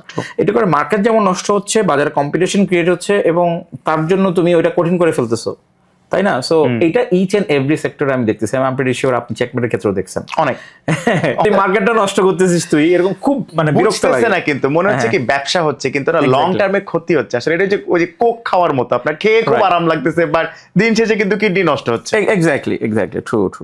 আমার আপন মেজো ভাই, ও কিন্তু ওই সময়টাতে ওয়েডিং ফটোগ্রাফি শুরু করেছিল, যে ও সোনার শুধুই বাংলা ফটোগ্রাফি, শুধুই বাংলা একটা বড় গ্রুপ ছিল, ইয়েতে ফ্লিকার কমিউনিটি ছিল, ছিল, ওরা ফটো ওয়াকে যাইতো প্রতি মাসে। তো ওই সময়টাতে আমার ছোট ভাই আমাকে, তো আমি যখন অস্ট্রেলিয়া ছিলাম, আমাকে বলছিল ভাই আমাকে এটা ডিএসএলআর কিনে দাও, তো আমি ফটোকে যাই, আমি পয়েন্টের শুট নিয়ে যাই, পয়েন্টের শুটটা আমি ওকে দিয়েছিলাম, তো বলছে ভাই আমার সবাই হচ্ছে ডিএসএলআর নিয়ে যায়, আমরা একটা পয়েন্টের শুট নিই, খারাপ লাগে আমাকে ডিএসএলআর, আমি ঠিক আছে। তখন কিন্তু ওর কাছ থেকে আমি বেসিক্যালি ফটোগ্রাফির বেসিকটা শিখি, রোল অফ থার্ড, এরকম হাবিজাবি এগুলো তখন শিখি ওই সময়টাতে। তারপরে মাঝখানে 2-3 বছর আমি নিজেও ফটোগ্রাফি করি, তারপরে এই হাইপটাই তো চলে যায় এরপরে। সো আমার অনেক স্মৃতি আছে ফটোগ্রাফি নিয়ে, এবং লেন্স নিয়ে, বডি নিয়ে, মানে একদম বেসিক কিছু জিনিস ওই সময়টাতে, এবং ওই সময়টা হাইপ ছিল, অনেক হাইপ ছিল। বাট আপনি মানে একটা ব্রিলিয়েন্ট মুভ নিয়েছেন, এবং you are so lucky as well যে আপনি ওই হাইপটাকে একটা সাস্টেনেবল বিজনেসে কনভার্ট করতে পারছেন, যেটা বেশিরভাগ মানুষ ওই সময় পারে নাই। দেখেন অনেক শুধুই বাংলা বেশিরভাগই কিন্তু কেউ এখনো নাই, হাতে কোনো 1-2 জন আমি হয়তো চিনি, বাকিরা কিন্তু কে কোথায় আছে, কিন্তু আপনি কিন্তু সেটা একটা ইয়েতে নিয়ে গেছে। সো আমরা আবার আমাদের ডিসকাশনে ফিরে যাই। আপনি এখন কি চ্যালেঞ্জ ফেস করছেন ভাইয়া? ধরেন আপনি ভাবছিলেন যে হ্যাঁ আমি এন্টারপ্রেনারশিপ জার্নিটা দিয়ে আমার স্টুডেন্ট উপকৃত হবে, এমন কিছু হয়েছে বা এমন কোনো ঘটনা আপনি শেয়ার করতে পারবেন যে আপনি once you have started teaching them, আপনি ফাইন্ড আউট করছেন ও এটা তো খেয়াল করি নাই, এই চ্যালেঞ্জটা তো আমাকে ফেস করতে হচ্ছে, বা ওয়াও এইটা এই অবস্থা, এটা তো আমি জানতামই না, এরকম কোনো কিছু শেয়ার করতে পারবেন? আচ্ছা, একটা জিনিস আমার কাছে মনে হয়েছে যেটা আসলে গত 10-15 বছর একটা বড় ড্যামেজ হয়ে গেছে, সেটা হচ্ছে যে স্ক্রিন টাইমটা আসলে সবার ব্রেনের অ্যাক্টিভিটিটা কমায় নিয়ে আসছে। কারণ দেখেন, মানে সফট স্কিল যেটা আমরা বলি, ইন্টারপার্সোনাল স্কিল, এটা ছাড়া কিন্তু হিউম্যান ইন্টারাকশন সম্ভব না। যেটা হচ্ছে কি ডিভাইসে টাইম দেওয়ার জন্য হিউম্যান ইন্টারাকশনের জায়গাটা কিন্তু কমে যাচ্ছে অনেক। মনে করেন আপনার আমার যে বয়স, আমরা যেমন সহজে কাউকে গিয়ে অ্যাপ্রোচ করে তার সাথে একটা খাতির পাতায় ফেলতে পারবো, এটা কিন্তু নিউ জেনারেশনের জন্য কষ্ট হচ্ছে। তারা কিন্তু প্রত্যেকটা অ্যাকশনকে রিয়াকশন হিসেবে নিচ্ছে, তারা রিয়াক্ট করছে রেসপন্ড করার বদলে। তা আমি ওদেরকে সবসময় বলি যে দেখো, তোমাদের you need to end your marriage with your smartphone, use it when it's necessary, এর বাইরে একদমই না। এই যে ফাঁকা সময়টা পাবা, তো বেসিক স্কিল ডেভেলপ করতে হবে। এখন কিন্তু বাচ্চাদের রাইটিং স্কিলের অবস্থা কিন্তু ভালো না। দেখেন সবাই চিন্তা করে আমি চ্যাট জিপিটিতে একটা ভালো প্রম্পট দিয়ে ও তোমাকে পুরো রচনা লিখে দিচ্ছি, কিন্তু আমি এখনো বিশেষ করে পেন অ্যান্ড পেপার, এটা হিউম্যান ইন্টেলিজেন্সের পিক একদম। আপনি একটা থট আপনার এখানে আসছে, সেটা আপনি চিন্তা করছেন, you are doing the words, আপনি আপনার হাত দিয়ে সেই জিনিসটাকে আরেকটা সার্ফেসের মধ্যে লিখতেছে, ভেরি কমপ্লেক্স টাস্ক। এই জিনিসটা কিন্তু এখন আপনি কাউকে এক পাতা লিখতে বলবেন, লিখতে পারবে না। সো পড়াতে গিয়ে পরে আমি হেড অফ ডিপার্টমেন্টের সাথে বললাম যে let us launch a skill program, যে এদের বেসিক স্কিলে তো অনেক জায়গাতে দেখছি যে ল্যাক করছে, এটা করা যায় নাকি, তাদেরকে রাইটিং শেখানো যায়, তাদেরকে ক্রিটিক্যাল থিঙ্কিং কীভাবে শেখানো যায়, তাদেরকে নিজেদেরকে প্রেজেন্ট করা কীভাবে শেখানো যায়, নেটওয়ার্কিং তাদেরকে কীভাবে শেখানো যায়। কারণ এই জিনিসগুলো কিন্তু ওর অ্যাজ আ বিবিএ গ্র্যাজুয়েট কিন্তু তার লাগবে। ও পাশ করে তো এমন একটা কাজ করবে যেখানে হিউম্যান ইন্টারাকশন আছে। হিউম্যান ইন্টারাকশনে সফট স্কিল ছাড়া মুভ করা ভেরি ডিফিকাল্ট। এবং নতুন যে জেনারেশন, এদেরকে আমার স্টুডেন্টদেরকে আমি স্পেশালি বলি যে ওয়াই ডোন্ট ইউ এক্সপ্রেস ভুল করো না স্যার, ভুল করলে তো বকা দেবে, বকা খেলে বকা খাবা। সেলসে আপনি 100 জনকে অ্যাপ্রোচ করেন, আপনি 92 জন আপনাকে না করবে, 8 জন আপনার কপাল ভালো থাকে, 8 জন আপনাকে ইয়েস করবে। Right exactly. না, when 92% is saying no, it's very normal, it's very common. না 100%ই নো বলুক, এখানে তো জেল জরিমানা হবে না, কেউ তো মাইট দিবে না। এক্স্যাক্টলি। তাই না? ওকে ফাইন, মানে ওয়ার্স্ট থিং কি হইতে পারে? না বলছে এটাই, সে বলবে যে ভাই আমার লাগবে না, বের হয়ে যান, এইটুকুই তো, ভয় পাওয়ার তো কিছু এর নাই। বেশি তো কিছু করবে না। ট্রু। সো আমার ক্ষেত্রে যেটা মনে হয় ভাইয়া, আমার যেটা মানে একটা ফাইন্ডিং, সেটা হচ্ছে মানে ওদের সাইকোলজিক্যাল কিছু ইস্যু তৈরি হয়, এবং এটা আস্তে আস্তে দিনে দিনে আরো খারাপের দিকে যাচ্ছে, এবং অনেকে ইন্ট্রোভার্ট হচ্ছে। জি। এবং আমি মনে করি যে স্মার্টফোনের দোষ না, এটা দোষ হচ্ছে সোশ্যাল মিডিয়ার, এবং হাউ ইউ ক্যান লেভারেজ ইট। ওই যে ফর এক্সাম্পল দেখেন, আমি আমার সোশ্যাল মিডিয়া আমি কি ইউজ করি, আমার এখানে নামাজের 2টা অ্যাপ আছে, তারপরে আমার হোয়াটসঅ্যাপ আছে, আমার হোয়াটসঅ্যাপ বিজনেস, যেখানে আমি আমার ক্লায়েন্টদের সাথে কমিউনিকেট করি। দিস ইজ ভেরি ইম্পর্টেন্ট কিন্তু আমার জন্য। তারপরে এখানে আমি আর কি আছে, আমার ব্যাংকিং এর মোবাইল ব্যাংকিং আছে, আমার ট্রেডিশনাল ব্যাংকিং অ্যাপ আছে। সো আমি কিন্তু সোশ্যাল মিডিয়া যদি বাদ দেন, ফেসবুক ইউটিউব বাদ দেন, আমি এছাড়া তেমন কিছু ইউজ করি না, টিকটক এগুলো কিছু ইউজ করি না আমি। সো এই 2টা যদি বাদ দেন, এটা কিন্তু ভেরি ইম্পর্টেন্ট একটা ডিভাইস ফোন, মানে এটা আমার মানে ব্রেড এন্ড বাটারের সাথে ইনভলভড। অবশ্যই। সো আমাকে ইট নেসেসারিলি যে এইটার সাথে আমাকে মানে এটা ত্যাগ করতে হবে না। I don't need to get rid of this, I just need to know how to leverage it. Work smart with your phone. Exactly. হ্যাঁ, সেটাই। Smartphone can be a very productive tool if you know how to leverage it. The computer is in your hand. Exactly. এর থেকে powerful টুল কি হতে পারে? হ্যাঁ, সেটাই। So কিন্তু আমি সোশ্যাল মিডিয়াতে পড়ে আসছি আওয়ার্স আফটার আওয়ার্স, এবং তার চেয়েও বড় সমস্যা হচ্ছে যে আনপ্রোডাক্টিভলি, এইটা তো সমস্যা। যেমন আমার দেখেন, আমার পার্সোনাল ব্র্যান্ডিং, আমার বা ইনবাউন্ড মার্কেটিং কলস একটা বড় অংশ কি বলতেছে, 2/3 আসে হচ্ছে ফেসবুক থেকে। জি। সোশ্যাল মিডিয়া থেকে, স্পেসিফিকলি বলে ফেসবুক থেকে। সো আমি যদি এখন বলি যে আজকে থেকে কালকে থেকে আমি ফেসবুক ইউজ করবো না, মানে আল্লাহ মাফ করুক, আমার হয়তো মানে আমার ইনকাম 3 ভাগ কমে যাবে, ক্রাম্বল হয়ে যাবে। রাইট। সো মানে আমি চেষ্টা করতেছি, আমি বলবো না যে আমি এখন I am trying to leverage my social media uses, my Facebook uses. So এখন এইটাকে আমার কাছে খারাপ লাগে যে মানে আনপ্রোডাক্টিভ স্ক্রলিং করে যাচ্ছে জম্বির মতো। ওই যে ডুম স্ক্রলিং বলি আর কি। কেন আমি আজকে একটা স্টুডেন্ট আমাকে কোশ্চেন করছে, স্যার আমি 2 ঘন্টা রিলস দেখি, আমি এটা কি করতে পারবো? আমি বললাম তুমি তো বন্ধ করতে পারবে না। হাউ অ্যাবাউট তুমি 2 ঘন্টা রিলস দেখাবো, তুমি 2 ঘন্টা একটা ভালো মুভি দেখো। ওয়াই? কারণ একটা মুভি যখন একটা মানুষ বানাচ্ছে, ডিরেক্টর, রাইটার, স্ক্রিপ্ট যারা করছে, সবাই তাদের একটা বেস্ট ভার্সন মুভিটার মধ্যে ঢালছে, which is not in the reels. হ্যাঁ। সো তুমি শশাঙ্ক রিডেম্পশনের মতো একটা মুভি যখন দেখবা, তুমি কিন্তু অনেকগুলা মানুষের সেরা কাজ দেখতেছো। It will inspire you. Right. And তোমার কোনো গিল্ট হবে না যে আমি 2-2.5 ঘন্টা কেন জিনিসটা দেখলাম। এটা হবে ভেরি ফুলফিলিং একটা অনুভূতি থাকে। রাইট। হ্যাঁ। তুমি ফোনের দিকে তাকায় থাকো, কিন্তু তুমি প্রোডাক্টিভলি থাকো। আপনারা কোনো একটা ইনিশিয়েটিভ লঞ্চ করেছেন বা এখন আছে কিনা জানি না, যে প্রতি মাসে মুভি দেখার একটা বিষয়, আমাকে ইনভাইট করেছিলেন। হ্যাঁ, আমরা 24-এর শুরু পর্যন্ত করেছিলাম, তারপরে এটা আবার শুরু হবে সামনের বছরে। আচ্ছা। ওইটা একটা মানে আমরা চেয়েছিল যে প্রত্যেক 3 মাসে আমরা একটা করে মুভি দেখা দেবো, মুভিটা নিয়ে আমরা কথা বলতাম, যেন মানুষের প্রতি মুভি দেখার অভ্যাস তৈরি হয়। বা একটা চমৎকার ইনিশিয়েটিভ ছিল, but I couldn't make it. আমি সময় বের করতে পারিনি। ইনশাআল্লাহ নেক্সট টাইম আপনি আসবেন। নেক্সট টাইম অবশ্যই আসবেন ইনশাআল্লাহ। সো এটা একটা চ্যালেঞ্জ প্রলয় ভাই, যে ওদেরকে দে থিংক দে আর মানে working hard, but actually they are not, wasting time. এবং এটার জন্য গিল্ট তৈরি হচ্ছে, এই জন্য আসল কাজটা করতে পারছে না। ওদের কাছে পড়াশোনা কঠিন লাগছে। আমি বললাম কঠিন কেন, তুমি ছোট ছোট ক্লাস্টারে ভাগ করে নাও। এবং আজকে আমি ওদেরকে শিখিয়েছি, এটা আমি মানে সেমিস্টার থেকে শুরু করেছি। তো ওদের ইংলিশ পড়তে অসুবিধা হয়, ওদের ইংলিশে কন্টেন্ট দেখে। আমি বললাম তুমি একটা কাজ করো, তোমরা একটা লাইন প্রিপোজিশন ছাড়া পড়ার চেষ্টা করো। অন, অফ, অ্যান্ড, ইজ, এই জিনিসগুলো বাদ দিয়ে দাও। তাহলে তুমি দেখবা যে 12টা থেকে 16টা শব্দের মধ্যে 4টা থেকে 5টা শব্দ তুমি পেয়ে যাচ্ছ। That is the thing. Preposition ছাড়া পড়ার অভ্যাস করো।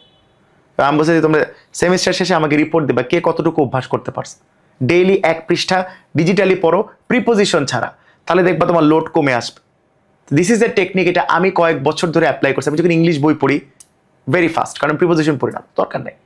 অন, অফ, ইন, অন এগুলো পড়ে তো আমার লাভ নেই ভাই। আমি জানি যে কোথায় পড়তে হবে।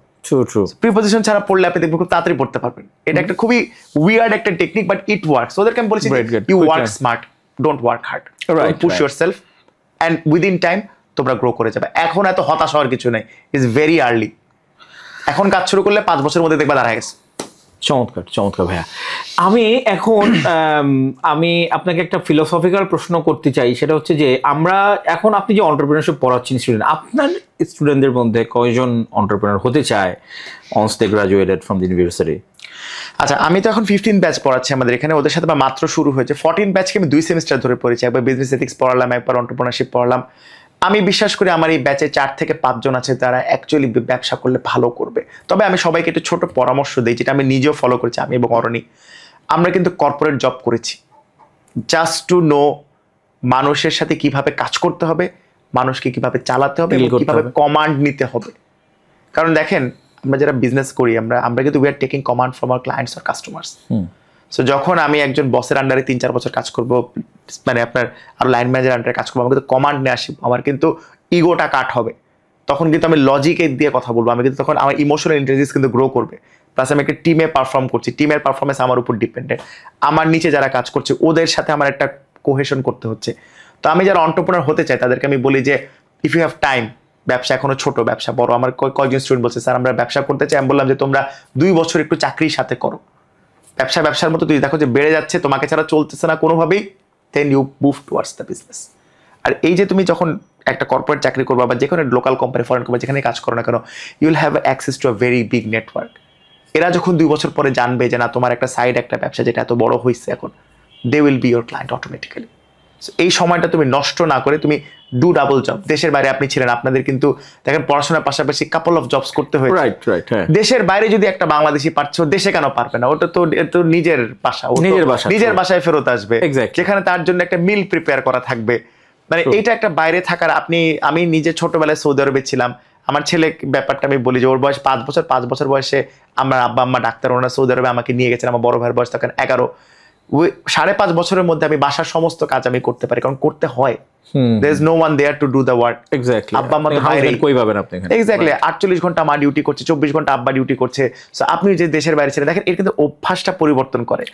আপনি নিজে অনেক কিছু করা শিখেন, এটা কিন্তু আপনার ব্রেনটাকে আসলে চালু রাখে। এটা আমি ওদেরকে বলি যে তোমরা একই সাথে অনেকগুলা কাজ করো, স্যার সময় পাই না। ফোনটা কম দেখো, সময় পাবা। ফোন তখনই দেখো if you can earn money from the phone, your clients are there. Absolutely true. তুমি টাইম দাও। Exactly. Your clients are not there, don't give time. কোনো দরকার নেই। এক্স্যাক্টলি, মানে প্রোডাক্টিভ টাইমটা কাটাচ্ছি, নন প্রোডাক্টিভ কাটাতে। আর মানে এমন একটা কারেন্সি আমরা নন প্রোডাক্টিভ কাজে, যেটা অমূল্যটা, আমাদের অমূল্য time, it's the only currency we have, সেটাকে আমি ওয়েস্ট করতেছি। সো আমার যে কারণে আমি প্রশ্নটা করেছি ভাইয়া, যে আপনার কজন স্টুডেন্ট হইতে চায়, আমার কথা হচ্ছে যে সবাইকে কি এন্টারপ্রেনারশিপ শিখতে হয়, বা সবাইকে কি এন্টারপ্রেনার হইতে হয়, মানে ডাজ ইট রিয়েলি নেসেসারি? আচ্ছা, এটা আমার নিজস্ব একটা ফিলোসফি আছে। আমাকে ওয়ালি ভাই সুন্দর একটা প্রশ্ন করেছেন যে ভাই এন্টারপ্রেনারশিপকে পড়ানো যায়? আমি বলছি যায়। কি পড়ান আপনি? আমি মাইন্ডসেট তৈরি করাটা শিখাই। কারণ দেখেন, যখন আপনি একটা কর্পোরেশনের হয়ে কাজ করছেন, you are definitely working with a product বা সার্ভিস। আপনি যদি প্রোডাক্ট বা সার্ভিসটা ওন না করা শিখেন, তাহলে আপনি কিভাবে সার্ভ করবেন? আপনি যদি বার্গার ফ্লিপ করতে ভালো না লাগে, আপনি আসলে কিভাবে ওখানকার বেস্ট বার্গার ফ্লিপার হবেন? আপনি ডেলিভারি করতে ভালো না লাগে, আপনি যদি মানুষের সাথে ইন্টারাকশন করতে, আপনি যদি নিজের কেপিআই সেট করতে পারেন যে আমি 1 ঘন্টায় করে ডেলিভারি করবো, আপনি ভালো, আপনি চ্যালেঞ্জটা না দিতে পারেন, তাহলে আপনি কিভাবে হবেন? এটা আমি একটু বেসিক কাজ বললাম। আমার একজন দুই স্টুডেন্টরা নর্থ এন্ডে কাজ করো, বারিস্তা, ভালো লাগে তোমাদের কাজ করতে? বলে স্যার উই রিয়েলি এনজয়। কেন করো? টাকার জন্য? স্যার আমরা একদিন একটা কফি শপ, এই জন্য আমরা করি। Very interesting. ও নর্থ এন্ডে শিখছে, একজন নর্থ এন্ডের একটা সাব ম্যানেজার পর্যন্ত হয়েছে, মানে ম্যানেজারের ঠিক পরের পোস্টটা। ও আমার সাথে কোর্স করেছে গত বছর, মানে গত সেমিস্টারে। সো আমি বলি যে আপনারা এন্টারপ্রেনার হন না হন, কিন্তু এন্টারপ্রেনারিয়াল যে ইনস্টিংক্টটা, এটা সবার মধ্যেই কিন্তু আছে, একদম জন্মের পর থেকে। দেখেন জন্মের পর থেকে একটা বাচ্চা কাঁদতেছে কেন? Because he or she needs food. একজন এন্টারপ্রেনার কি করছে? সকালবেলা রুটি রুজির খোঁজে বের হয়ে যাচ্ছে। আমরা কিন্তু একদম জন্মের পর থেকেই উই আর বিল্ড, আমাদের ব্রেন এভাবে বিল্ড করা যে আমাদেরকে আমাদের খাবারটা জোগাড় করতে হবে। That is a part of your entrepreneurial process. এইটা কি ভাইয়া, যারা চাকরি করে তাদের সাথেই না? সেও তো সকালে যাচ্ছে চাকরি করে, সেও যাচ্ছে, সে তো প্রোডাক্টটা যদি ওন না করে সে তো ভালো করতে পারছে না। কেউ যদি কর্পোরেশনে চাকরি করে, তার যদি মনে হয় যে আমার এখানে ভালো লাগছে না, কিন্তু কোনো উন্নতি হবে না। ভালো লাগতে হলে ওকে প্রোডাক্ট বা সার্ভিসটা ওন করতে হবে। যেমন আপনি দেখবেন সেই সব মানুষের হাত দিয়ে অনেক ভালো ভালো প্রোডাক্ট সার্ভিস বের হয়েছে বিভিন্ন কর্পোরেশনে, যারা অ্যাকচুয়ালি ওন করেছে প্রোডাক্ট। Definitely true. সো ওইটার জন্য আপনার এন্টারপ্রেনারিয়াল ইনস্টিটিউট লাগবে, যেটা এটা আমি ডেভেলপ করেছি। হ্যাঁ, it is own by the company but developed by me. কারণ আমি যখন প্রতিষ্ঠানটা ছাড়বো, আমি তো একসময় বড় হব, বুড়া হব, আমি কিন্তু বলবো যে অমুক এজেন্সির, অমুক কর্পোরেশনের অমুক প্রোডাক্টটা কিন্তু এটা আমার হাতে, আমার ব্রেন চাইল্ড ছিল, এবং কেউ কিন্তু না করবে না, কারণ পিপল নোজ অ্যাবাউট ইট। এই যে আমরা অ্যারোমেটিক সাবানে যে ওই যে আলমগীর যে গল্প, হ্যাঁ, তো ওইটা কিন্তু উনি সারা জীবন ক্লেম করতে পারবে, কারণ এই জিনিসটা ইউনিক বাংলাদেশে। সো এটাই আমি যেরকম বলি যে চাকরি করলেও ওয়াই নট এন্টারপ্রেনারশিপটাকে আমরা একটা সার্ভাইভিং স্কিল হিসেবে আমরা নেই। True true and we can মানে ভালো কথা বলছেন। আর একটা সার্ভাইভিং স্কিল আমাদের থাকবে, এটা আমাদের এক্সট্রা আর্সেনাল। এটা দিয়ে আমি আমার কলিগের থেকে সামনে আগে যাবো, কারণ ও তো just he or she is just doing the job, I am doing extra, I am developing the product or service. তখন আমার যারা মানে উপরে যারা আছেন ওনারা চিন্তা করবে না এই ছেলেটা তো বা এই মেয়েটা তো স্মার্টলি কাজ করতেছে। সো এরাই কিন্তু আবার ওই বস যখন অন্য কোম্পানি চলে যাবে একে কিন্তু সাথে করে নিয়ে চলে যাবে। বা এরকমও আপনি দেখবেন যে বাংলাদেশ থেকে, অবশ্যই বাংলাদেশ থেকে আপনি দেখবেন স্পটিফাই বাংলাদেশি কাজ করে ইকরাম দুবাই, টিকটকে বাংলাদেশি কাজ করে শতক দুবাই। এরা কিন্তু ওদের এন্টারপ্রেনারিয়াল স্কিলটা আছে দেখে এরা কিন্তু নিজেদেরকে দেশের বাইরে একদম টপ কোম্পানিতে নিজেদেরকে প্লেস করতে পেরেছে। Right right. এবার আপনি চিন্তা করে দেখেন একজন সায়েন্টিস্টও কিন্তু সে কিন্তু নতুন কোনো কিছু নিয়ে গবেষণা করছে, নতুন কোনো কিছুর পিছনে আপনি যখন টাইম এন্ড এফোর্ট দিচ্ছেন there is somewhat an entrepreneurial experience. So এটা একটা স্কিল হিসেবে এটা সবার ভিতরেই থাকা উচিত। আমরা যেমন জানি বিপদে পড়লে দৌড় দিতে হবে, যদি আমরা দৌড়ানো না শিখতাম আমরা কি হেঁটে হেঁটে পালাতে পারতাম? সো আমি দৌড়ানোর স্কিলটাকে একটা এন্টারপ্রেনারিয়াল স্কিল বলি, যে এটা সবার থাকলে তারা কিন্তু ক্রিটিক্যাল থিঙ্কিং ডেভেলপ করবে এবং সামনে আগাতে পারবে। So why not learn it. Great great, thanks for your answer ভাইয়া, আপনি চমৎকার আনসার দিয়েছেন। আমার কাছে মনে হয় যে I very much agree with you. প্রথমে যেটা বললেন যে ওয়ালি ভাই যে জিনিসটা বলেছিল আপনাকে যে এন্টারপ্রেনারশিপ লার্ন করা যায় কিনা, হ্যাঁ এটা সত্যি যে এন্টারপ্রেনারশিপের কিছু স্কিল এটা আসলে ইনবিল্ড থাকতে হয় বাই বর্ন, এটা আসলে কেউ শেখানো যায় না বা করা যাবে না, কিন্তু মোস্ট অফ দ্য থিংস আমার মনে হয় এটা শেখানো যায়। যখন আমি জানলাম যে ক্রিয়েটিভিটি ক্যান বি টট, এটা আমি জানতাম যে আমি আগে জানতাম যে ক্রিয়েটিভিটি কাউকে শেখানো যায় না, এটা মানুষের জন্মগত প্রতিভা। তো আমি কয়েক বছর আগে একটা নেচার পত্রিকার আর্টিকেল পড়তেছিলাম যে সম্প্রতি রিসার্চে দেখা গেছে যে একটা মানুষকে মানে সৃজনশীলতাও শিক্ষাদান করা যায়। Absolutely possible. তাহলে why not entrepreneurship? Exactly.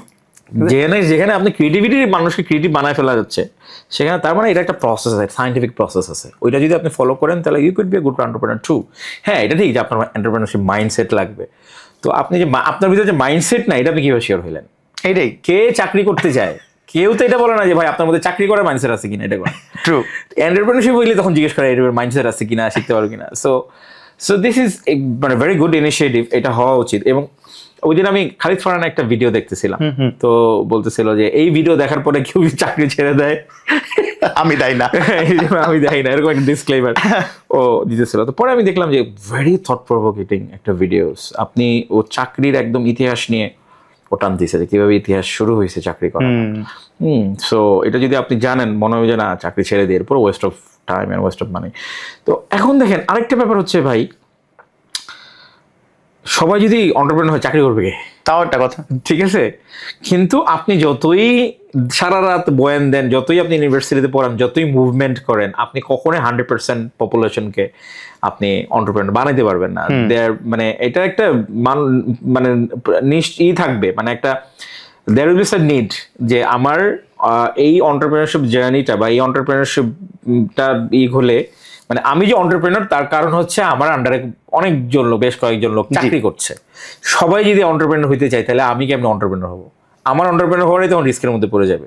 So এই কারণে কিছু মানুষকে অবশ্যই চাকরি করতে হবে, এবং যারা চাকরিতে যারা কমফোর্ট জোন খুঁজে পায়, এমন হইতে পারে যে অনেক জায়গা থেকে, যেমন আমার বাবা এর মধ্যে একজন ছিলেন, সে ব্যবসা করে গিয়ে মানে যেই ব্যবসায় সে হাত দিছে ওটাতেই ধরা খাইছে, মানে ধরা মানে রাম ধরা একদম। ও আল্লাহ, প্রচুর টাকা পয়সা আব্বু ওয়েস্ট করছে চাকরি করতে গিয়ে। এবং আমার দাদা নিষেধ করেছিলেন যে আমাদের বংশে চাকরি মানে জব মানে ব্যবসা শুট করে না, কিন্তু চাকরি করে আমার বাপ চাচারা খুব দ্রুত প্রমোশন পায়। আমার দাদা ছিলেন হচ্ছে জয়েন্ট সেক্রেটারি, আপনাদের স্বরাষ্ট্র মন্ত্রণালয়ের জয়েন্ট সেক্রেটারি ছিলেন এক সময়।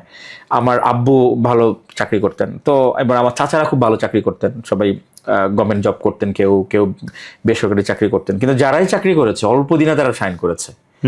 ব্যবসা করতে গিয়ে রাম ধরা খাইছে, আমার বাবাও খাইছে, আমার চাচারাও খাইছে, আমার ইয়েরাও খাইছে, আমার দাদা খাইছে কিনা জানি না। উনি ওনার জমি জমা ছিল অনেক, সে কৃষক ছিল এবং তার ব্যবসার প্রতি তার একটা অনাগ্রহ ছিল। আচ্ছা, তো তারপর আমার আব্বু বললো যে let's give it A try, আমার বাবা বলছে ওকে ফাইন, কিন্তু আমি তো চেষ্টা করি না, একটু চেষ্টা করে দিই। চেষ্টা করতে গিয়ে আমার আব্বু multiple times within very short period of time সে 90-এর দশকে অনেক টাকা, প্রায় 15-20 লাখ টাকা মতো লস খেয়েছে। তখনকার হিসাব আপনি চিন্তা করেন। হ্যাঁ, তো ওই সময়ে মানে আমার আম্মু এখনো আফসোস করেন, এবং সে একটা দুইটা নাও মাল্টিপল টাইম ব্যবসা, এমন একটা হইলে বুঝতাম যে হ্যাঁ আব্বুর এই ব্যাপারটা তো আব্বু শুট করে নাই কোনো ব্যবসায়, মাল্টিপল টাইপস অফ বিজনেসে সে লস করছে। তো পরে এই কারণে আমার আম্মু বলছে দেখো তোমার দাদার কথা কিন্তু তোমার বাবা শুনে নাই, এই দেখো লস করছে, সো ডোন্ট ট্রাই ইট। যদি এক্সপেরিমেন্ট তুমি হ্যাঁ এমন জায়গায় করো যেখানে হয়তো তোমার লস খাওয়ার কিছু নাই, তুমি হয়তো ইন্টেলেকচুয়ালি এফোর্ট দিবা, ফিনান্সিয়ালি এফোর্ট দিও না, কারণ ফিনান্সিয়ালি আমাদের ট্র্যাক রেকর্ড খুব বাজে, হিউজ টাকা লস করার আমাদের ট্র্যাক রেকর্ড আছে। সো এমন যদি হয় যে তুমি ইন্টেলেকচুয়ালি ইনভেস্ট করো ওইখানেই করো, কারণ ইন্টেলেকচুয়াল লস করলে তোমার এটা তোমাদের লার্নিং হবে অবশ্যই, কিন্তু যেখানে আপনি লস খাচ্ছেন ওটা লার্নিং হচ্ছেন, ফিনান্সিয়াল লস হচ্ছে, রাইট। সো আমার চিটাগাং একজন বিজনেস পার্টনার আছে, ওনার প্রথম ব্যবসায়িক জীবনে সে 4 কোটি টাকা লস খাইছে। আমি বললাম ভাই আমি যে 4 কোটি টাকা লস খেতাম না, আমার আর পাওয়া যেত না, হয় পাগলা করতে থাকতাম আমি, না লাইফ সাপোর্টে আসলে তো বললো প্রলোভে আমি 4 কোটি টাকা লস হয়েছে। ওকে ফাইন, আমি 1 বছর সমস্ত জায়গা থেকে বিচ্ছিন্ন ছিলাম, 1 বছর আমি একটা ঘরের মধ্যে বন্দী ছিলাম, আমি চিন্তা করছি আমি এখন কি করবো নেক্সট। পরে আমি নতুন করে আমি আবার শুরু করছি। এটা কিন্তু অনেক বড় অনেক সাহসী একটা মানুষ, অনেক বড় একটা কারণ যেটা আমি লার্ন করছি বাংলাদেশে এসে। আমি অস্ট্রেলিয়াতে অনেক হাজার টাকা অনেক হাজার ডলার আমি লস করছিলাম, এবং ওইটা আমার বলতে গেলে ওটা টিনেজ লাইফে ছিল, অল্প বয়সে এতগুলো টাকা আমি লস করছি, এবং আমার মধ্যে তো ওই সময় এন্টারপ্রেনারশিপ মাইন্ডসেটও ছিল না, এবং টাকা আমি অনেক কষ্ট করে, ইট ওয়াজ মাই এক্সট্রিমলি হার্ড আর্ন মানি। এটা যখন আমার লস হয়েছিল তখন আই ওয়াজ ডিভাস্টেটেড ভাই, মেন্টালি পুরা ভেঙে পড়ছিলাম, আমি ভাবছিলাম আমার লাইফ শেষ। আমার মনে বলে হাসি পায় এখনো। ওই সময়টাতে আমি দেশে আসলাম, দেশের পর আমার আমার ওই সময় আমার একটা বান্ধবী ছিল, ওই সময় আমার খুব মেন্টাল সাপোর্ট দিচ্ছে। ও আমার বলতো যে প্রলয় এক সময় তুমি হাসবা, বলে এই অল্প কিছু টাকা, এই 3-4 হাজার ডলার এগুলো কিছুই না ভাই, তুমি এর চেয়ে আরো থাউজেন্ডস টাইম ইনকাম করতে পারবা তুমি। তখন আমার না কি বলো তুমি এগুলা, মানে ওই আমি নিতেই পারতেছিলাম না যে আমার 4-5 হাজার ডলার লস হয়েছে। তারপরে এখন বুঝতেছি আরে আমার 4-5 হাজার ডলার, ওই লোকের 4-5 কোটি টাকা লস হয়েছে, দিব্যি ঘুরে বেড়াচ্ছে, সেখানে আমি কি ভাই। So it was A learning phase for me, এবং এই জিনিসটা কিন্তু একজন এন্টারপ্রেনারও একটা স্ট্রং একটা ক্যারেক্টারিস্টিক্স ভাই। আমরা এখন তো আমার যেহেতু আমি এখন নিজেও মানে অল্প বিস্তর উদ্যোক্তা, এবং আমার যে পিয়ারের সাথে আমাকে মিশতে হয়, আমার পিয়ার সবাই হচ্ছে আপনার এন্টারপ্রেনার, তো তাদের কাছ থেকে আমি অনেক কিছু শিখি এবং দেখি ফিনান্সিয়ালি ইনভেস্ট করার যে একটা কারেজ ভাই, এটা টোটালি ডিফারেন্ট গেম একদম। No matter how much rich you are, মানে ইনভেস্ট করা কিন্তু এটার সাথে মানে আপনার কত টাকা আছে এটার সাথে কোনো ম্যাটার করে না। আপনার মানি ব্যাগ খালি থাকতে পারে, আপনি ইনভেস্ট করে ফেলছেন, রাইট, এক্স্যাক্টলি। এমন হতে পারে আপনি 100 কোটি টাকা মালিক, আপনি 1 টাকা ইনভেস্ট করতে আপনার চুলে ছিঁড়ে যাবে। টোটালি ডিফারেন্ট গেম এটা আমি শিখছি হচ্ছে এদের সাথে মিশে। এরা আমার বলতো যে প্রভাবে আমি এখানে ইনভেস্ট করতে চাই। আমি ভাই তোমার কি মাথা খারাপ, তুমি এখানে ইনভেস্ট করবা, কি বলো তুমি, এটা তো হবেই না, এটা লস খাবে, তুমি এত টাকা তুমি শুরু দিয়ে অল্প কিছু শুরু করো। বলো না আমি এত টাকাই ইনভেস্ট করবো। বলো তখন বলো যে ভাই দেখেন এইটা হচ্ছে একজন ব্যবসায়ী একজন এন্টারপ্রেনারের মধ্যে পার্থক্য। একজন বিজনেসম্যান চিন্তা করবে যে এই জায়গাটা আমি ইনভেস্ট করবো না, ক্যালকুলেশনে আসছে এটা আমার জন্য একটা লস প্রজেক্ট হবে, কিন্তু একটা এন্টারপ্রেনার সে এই রিস্কটা নেবে, কারণ এইটার জন্য এটা রিস্ক। এটা যদি করে তাহলে এটা তার কয়েক গুণ উসুল হয়ে যাবে, কিন্তু না করলে তো সে লস। এই যে একটা সাহসী লসটা নিচ্ছে, সে জানে যে এটা মানে এটা শিওর শর্ট না, এই শর্টটা মিস হলে তার প্রচুর টাকা লস হবে, এটা জেনেই সে টাকাটা ইনভেস্ট করছে, এবং তার অপরচুনিটি কষ্ট অনেক হাই। এখানে ইনভেস্ট করানো জায়গায় ইনভেস্ট করতে পারতো। এই যে কারেজ ভাই, এই আমার মনে হয় এই জিনিসটা আপনি বড় জোর লেসন দিতে পারেন, কিন্তু কারেজটা কিন্তু ভিতর থেকে আসতে হবে। এটা প্র্যাকটিসের ব্যাপার। আপনি রাইট আয়নার সামনে দাঁড়ায় বলতে বলতে বলতে বলতে হয়ে যাবে না, আপনার নিজেকে প্র্যাকটিস করতে হবে অনেকবার যে আমি এটা করবো, আমি এটা করবো করবো করবো করবো, সাহসটা দিতে হবে নিজেকে। কিন্তু মাঝে মাঝে আমার এখন এই সাহসটা এখন আমি এখনো অনেক হিসেবে, এই কারণে আমার মনে হয় আমি এখনো ট্রু এন্টারপ্রেনার না, আমি এখনো 10 টাকা ইনভেস্ট করার কথা চিন্তা করি। হ্যাঁ, সো কিন্তু আমার আবার অন্য জায়গায় আমি আবার বাবার মতো একটু শৌখিন হয়েছে। মানে আপনি যদি আমার ওয়াইফ সেদিন বলতেছিল, বলে তোমাকে কেউ যদি 100 টাকা ইনভেস্ট করতে বলে তুমি সেখানে 10 বার নিয়ে ভাবো, কিন্তু আমি যদি বলি চলো আজকে আমরা একটু বাইরে খাওয়া দাওয়া করবো, আজকে একটু ভালো রেস্টুরেন্টে যাবো, আজকে ওই লেকের পাড়ে গিয়ে ঘুরবো, তুমি একদম সানন্দে রাজি হয়ে যাও। ওখানে গিয়ে তুমি জানো 2000 টাকা তোমার লস হবে, কিন্তু 100 টাকা ইনভেস্ট করার ব্যাপারে তুমি 10 বার চিন্তা করো। কিন্তু ফ্রেন্ডস ফ্যামিলি নিয়ে একটা কোয়ালিটি টাইম স্পেন্ড করতে 2000 টাকাই করতে আমি বিন্দুমাত্র চিন্তা করি না। সো আমার মনে হয় দুই দিকে একটা ব্যালেন্স করা দরকার। এটা আমার মনে হয় প্রবলেম, এটা আমাদের মিলেনিয়ালদের একটা বিষয় আছে যে আমরা এক্সপেরিয়েন্স কিনতে পছন্দ করি, মেমোরিজ কালেক্ট করতে খুব পছন্দ করি, যে আমরা যখন একা থাকি আমরা ওই সুন্দর সুন্দর মেমোরি গুলা ফ্রেন্ডস আর ফ্যামিলির সাথে আমাদের হতে পারে সময়গুলো, এটা আমরা কিনি। কিন্তু রাইট আরেকটা কারণ হতে পারে আমি কিন্তু I have already entered my 40s। আমি এখন 41, সো আমার 40 মানে দিনে আমার টোটাল আয়ুর 3 ভাগে 2 ভাগ শেষ। এটার কারণ হতে পারে যে আমি প্রায় জীবনের শেষ ভাগে চলে আসছি, 3 ভাগের 3য় ভাগে চলে আসছি। এখন মানে এই সঙ্গটাই আমার জন্য অনেক বড়, এটা প্রাইসলেস, এটা প্রাইসলেস। ফ্যামিলি কোনোভাবে রিপ্লেসমেন্টের কোনো কিছু নাই। এক্স্যাক্টলি। আর আমার মনে হয় যে ইনভেস্টমেন্ট নিয়ে হয়তো বা এটা না ওয়ার্কআউট করলে আমি রিগ্রেট করবো, কিন্তু ফ্যামিলির সাথে একটা কোয়ালিটি টাইম স্পেন্ড আমি আই উড নেভার রিগ্রেট। একদম একদম। সো যাই হোক, আমি সরি একটু বেশি কথা বলে ফেলছি ভাই, আমি তো আজকে আড্ডার মতো করে আমার এটাই বেশি। আমার প্রথম পডকাস্টে অনেকে কমপ্লেইন করছে যে ভাই আপনি নিজেই এত কথা বলবেন, তাহলে গেস্ট আনছেন কেন? তো আমি বলছি ভাই আমার আসলে পডকাস্ট না, এটা আড্ডা দিচ্ছি আমি, আসলে পডকাস্টে ইন্টারভিউ না, এটা তো আমি পত্রিকা ইন্টারভিউতে আসেন না আপনি। সো আমার প্রায় আমার শেষের দিকে চলে আসছি ভাইয়া।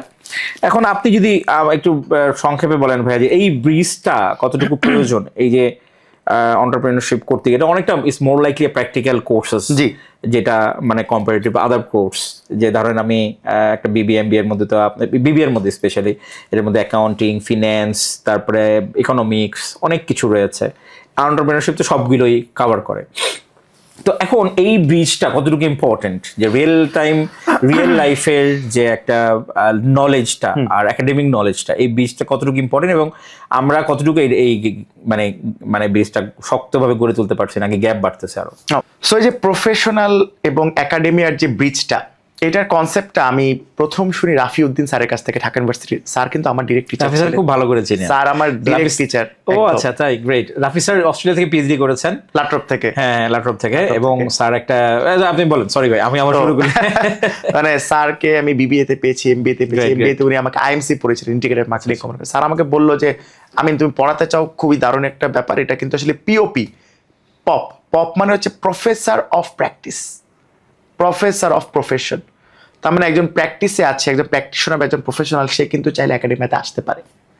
সো এই যখন ব্রিজটা আমি করার চিন্তা করলাম, তখন আমি দেখলাম কি যে দেখেন, এন্টারপ্রেনারশিপ আমি পড়াচ্ছি কারণ এই সাবজেক্টটা ইউজিসিতে আছে, কিন্তু অনেক সাবজেক্ট এখনো ইউজিসি বিবিএতে ইমপ্লিমেন্ট করেনি। সেলস নেই, এআই নেই। Psychology should be a main subject in BBA, কারণ আমি কনজিউমার বিহেভিয়ার, কাস্টমার সাইকোলজি না বুঝলে আমি যাবো কোথায়? Right, exactly. এই জিনিস আছে ভাইয়া, কপিরাইটিং আছে বা বিজ্ঞাপন, অ্যাডভার্টাইজমেন্ট নাই, প্রমোশনাল কিছু জায়গায় পড়ায়, কিছু জায়গায় পড়ায় না। ট্রু, আমি এটাই জানি। আমি যে কিছুদিন আগে, একটু আগে আমি ফেসবুকে স্ট্যাটাস দিয়েছি যে আমরা কপিরাইটিং ওয়ার্কশপ লঞ্চ করতেছি আমরা ধানমন্ডিতে। আমার নেক্সট সেশন শুরু হচ্ছে আগামী সপ্তাহে। সো আমার জানার মতে বাংলাদেশে কোনো অফলাইন অনলাইন প্রি রেকর্ডেড কোনো কোর্স, ওয়েবিনার, ওয়ার্কশপ কিচ্ছু নাই কপিরাইটিং নিয়ে। মানে এমন একটা ব্যাপার, কপিরাইটিং আরে গায়ে লাগে না, অথচ copywriting is a masterful skill, you know what I mean, right? So sorry ভাই, এই জিনিসগুলো এখন একটা সময়ের দাবি। আমি বলবো যে আগামী 3-4 বছরে বিবিএর কারিকুলামে কিছু চেঞ্জ আনা দরকার। সিগনিফিকেন্ট 5টা-6টা সাবজেক্ট মেজরে ঢুকাতে হবে, মাস্ট।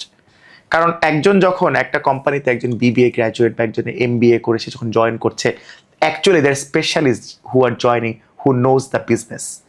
সো তারা শিখবে এমন মানুষের কাছ থেকে যারা বিজনেসের সাথে জড়িত, এবং অবশ্যই তারা ফ্যাকাল্টির যারা ভালো টিচার, তারা তো অবশ্যই শিখাবে। প্লাস আমি মনে করি ইউনিভার্সিটি 40টা সাবজেক্ট পড়ানো হয় বিবিএতে, 120 ক্রেডিট, প্লাস হচ্ছে আপনার ইন্টার্নশিপ। সিগনিফিকেন্ট 20-30% থাকা উচিত প্রফেশনালরা যেন পড়ায়। Absolutely true. কারণ দেখেন, আমার আব্বা সার্জন, উনি সার্জারির প্রফেসর ছিলেন, উনি কিন্তু নিজে হি ওয়াজ ইন প্র্যাকটিস। সার্জারি কেউ পড়াতে পারবে না কেউ যদি আপনার সার্জারিটা না করে। Right, exactly. সিভিল ইঞ্জিনিয়ার যিনি পুরো কি বলে এটাকে, মানে মানে হাতে কলমে শিক্ষায়, হ্যাঁ, এটা মানে থিওরিটিক্যাল, মানে থিওরি, মানে BBA is not a theory subject. আপনার ফাউন্ডেশন কোর্স থিওরি হতে পারে, but second year onwards this should be 100% practice, hands on practice. কারণ এই মানুষগুলোকে আপনি আপনার এখানে এক্সিকিউটিভ হিসেবে নিচ্ছেন। সো এখানে ব্রিজটা আনতে হবে, এবং বিবিএ স্টুডেন্টদেরকে যেন তারা জেনারেলাইজ না হয়ে যায়, প্রতিটা ইউনিভার্সিটির উদ্যোগ নেওয়া উচিত তাদেরকে নন ক্রেডিট বা বাধ্যতামূলক স্কিল ডেভেলপমেন্ট ওয়ার্কশপ করানো। কমিউনিকেশন থাকবে, কপিরাইটিং থাকবে, সেলস থাকবে, এআই থাকবে, তারপরে সেখানে আপনার ক্রিটিক্যাল রিজনিং থাকবে, ডিসিশন মেকিং থাকবে, কেস সলভিং থাকবে। This should be mandatory. কারণ না হলে না, আমাদের হচ্ছে কি, আমি সবসময় বলি সাউথ এশিয়ানদের কিন্তু we have a very creative brain. সব রেসের মানুষ ক্রিয়েটিভ না, উই আর ভেরি ক্রিয়েটিভ। কিন্তু আমরা ওই যে 4 বছর দেখা যাচ্ছে উই আর চেজিং শ্যাডোস, আমরা জাস্ট কিছু বাইরের পড়া ওগুলোই পড়ার চেষ্টা করছি। কারিকুলাম কোথায়? আমাদের কারিকুলাম কই? আমাদের অনেক পুরনো কারিকুলাম, তাও সেটা বাইরের লোকদের বানানো। এক্স্যাক্টলি। এই কারণে আমরা তো মানে স্ট্রাগল ফেস করি, হাবুডুবু খাই, মানে ফ্রেশার হয়ে ইউনিভার্সিটি থেকে বের হয়ে গ্রাজুয়েশন করার পরে। এবং ওই ইন্টার্নশিপে নিয়ে। দেখা যাচ্ছে যে ফটোকপি করছে আর কফি বানাচ্ছে। ওই ইন্টার্নশিপে তো একদম রিয়েল টাইম জব করবে, যে আমি ফিল্ড ভিজিটে যাবো, ইন্টার্ন করে আমার সাথে চলো, হ্যাঁ পুরা ডিলিংটা দেখবে, ফিনিশিং দেওয়া শিখবে, একটা ইমেল ড্রাফট করবে, বসের ইমেল সে ড্রাফট করে দিবে, বস সেই মেলটাই পাঠাবে, তার মানে সেটা সেই গ্রেডের হতে হবে। এভাবে না একটা ইন্টার্ন কাজ শিখবে। ফটোকপি করার জন্য, কফি বানানোর জন্য তো আসলে আপনার বিবি ইন্টার্নের প্রয়োজন নেই। True true true. সো এই গ্যাপটা, ইন্ডাস্ট্রি এবং একাডেমিয়ার গ্যাপ ইজ ম্যান্ডেটরি। মানে এই গ্যাপটা আমার ফিল আপ করতে হবে। যদি ফিল আপ না হয়, এত এত বিবিএ গ্র্যাজুয়েট নিয়ে আমরা কি করবো? True true. অথচ এই মানুষগুলা কিন্তু আপনি দেখেন, মনে করেন একজন বিবিএ গ্র্যাজুয়েট, সে এমন ভাবে সে ইকুইপড হবে, সে পুরনো ঢাকার একজন ব্যবসায়ীর ওখানে তাকে নিয়ে আসবে যে আচ্ছা আমি তো ব্যবসার বাইরে কিছু করিনি জীবনে, so I am bringing 2 BBA 2 MBA graduate যারা আমার বিজনেসটাকে স্প্রেড করবে, বিজনেসটাকে মডার্নাইজ করবে। They should be the tool to do that. এই টুলটাই তো তৈরি হচ্ছে, এই টু রাইট, টুলটা তৈরি করতে হবে। এক্স্যাক্টলি ভাই, এক্স্যাক্টলি। হিউজ গ্যাপ এখানে, এটা ফিল আপ করতেই হবে, আর কোনো রাস্তা নাই। এটা শুধু ভাই বিবিএমবিএ না, আমার এখনো মনে আছে ওই যে লিপুর কথা মনে আছে, যে গাড়ি বানাতেন। কাস্টম গাড়ি বানাইতে। হ্যাঁ, এখন আমেরিকাতে আছেন ভদ্রলোক। উনি একটা ইন্টারভিউতে বলছিলেন, সাংবাদিক জিজ্ঞেস করছে যে আপনি আপনার আন্ডার বুয়েটের কটা ছেলে কাজ করে? বলে একটাও না। বলে কেন? আপনি তো বুয়েট থেকে একটা ছেলে নিতে পারেন আপনার কাজে। বলে বুয়েটে যে একটা ছেলেকে নিয়েছিলাম, ওই স্ক্রুড্রাইভার ধরতে পারে না। বলে ওকে আমি স্ক্রুড্রাইভার ধরে শিখাইছি যে এইভাবে স্ক্রু খুলতে হয়, তো ওটা দিয়ে আমি কি করবো? True true. তার মানে হচ্ছে শুধু বিবিএমবিএ না ভাইয়া, তাদের পুরো আমাদের একাডেমিয়াটাই টক্সিক হয়ে গেছে। মানে এদের কোনো আনপ্রোডাক্টিভ, এদের কোনো কাজ হয় না মোস্ট অফ দ্য কেসেস। যেটা আসলে ওদের থিওরিটিক্যাল নলেজ এত ভালো, সিজিপিএ ভালো, they are brilliant student, but good for none. মানে আপনার তো কাগজে কলমে ব্রিলিয়ান্ট হয়ে লাভ নেই। I am an alma mater of Dhaka university. দেখলাম 56টা গবেষণা কেন্দ্রে কোনো গবেষণা হয় না। কেন আছে 56টা গবেষণা? For what? অথচ দেখেন আপনি প্রতি বছর কিন্তু গবেষণা ফান্ডিং দিচ্ছে। আপনি দেখবেন যে প্রতি বছর ফান্ডিং দিচ্ছে আপনি গবেষণা। চিন্তা করেন, এখন যদি একটা গবেষণা হয় যে কেন বাংলাদেশে ক্রিয়েটর ইকোনমিটা তৈরি হইলো, সব দেশে কি ক্রিয়েটর ইকোনমি তৈরি হয়েছে? হয়নি। কিন্তু না, আমাদের দেশে it's a very good case study, very good study, right. এবং এটার জন্য আপনি তো মানে আপনি যদি 10 জন ক্রিয়েটরের কাছে যান, আমি ঢাকা ইউনিভার্সিটি থেকে আমি পিএইচডি রিসার্চ করছি, তারা তো পারলে আপনাকে বাসায় দাওয়াত করে খাওয়াবে। হ্যাঁ, খুশি, আরো খুশি। আমার গল্পটা যেন এখানে আসে। হ্যাঁ, ট্রু, এক্স্যাক্টলি। এইটা কিন্তু কেউ আপনার এখানে কিন্তু করতে চাচ্ছে না, কারণ ওই গবেষণা কেন্দ্রগুলো ফান্ড করবে না। কিন্তু দেখেন বাংলাদেশের ক্রিয়েটর ইকোনমিটা যে ভালো, এটা যদি আপনার বড় বড় জার্নালে যায়, দেশের তো একটা পজিটিভ ব্র্যান্ডিং হবে। বাংলা ভাষাভাষী একটাই দেশ পৃথিবীতে। হ্যাঁ, আপনি চিন্তা করেন, যারা স্লোভেনিয়ান ভাষায় কথা বলে, দে হ্যাভ স্লোভেনিয়া, আমরা বাংলা ভাষায় কথা বলি, বাংলাদেশ।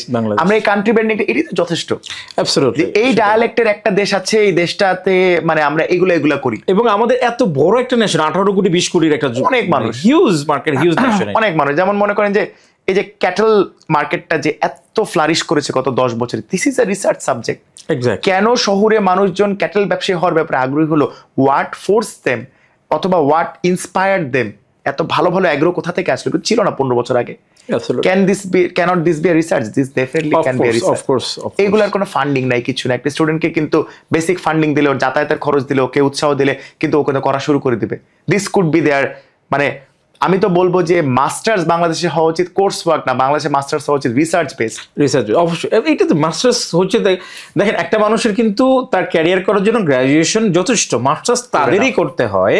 তারা হয়তো একাডেমি আসতে হতে বা রিসার্চে যাইতে হয়, মানে আরো অ্যাডভান্স লেভেলে যাইতে, যে না সে এটাতে সে আটকে থাকবে, সে আরো উপরে যাবে। মাস্টার্স কিন্তু সবার দরকার নাই, কিন্তু আমাদের even same goes for MBA. কিন্তু আসলে এটা আমাদের একটা হয়েছে যে মাস্টার্স বিবিএমবিএ করতেই হবে আমাকে। হ্যাঁ, বাট তাই এটা আমাদের ঢাকা বিশ্ববিদ্যালয়ের স্যার বলতেন যে তোমরা এমবিএ বিয়ে করার জন্য করতে আসছো, আর আমরা হাসির রোল পড়তো তখন। কি বলতে? তোমরা কি এমবিএ করতে আসছো বিয়ে করার জন্য? মানে আমরা হাসতাম, আমি তো বিয়ে করে এমবিএ করতে গেছি, সেটা অন্য হিসাব।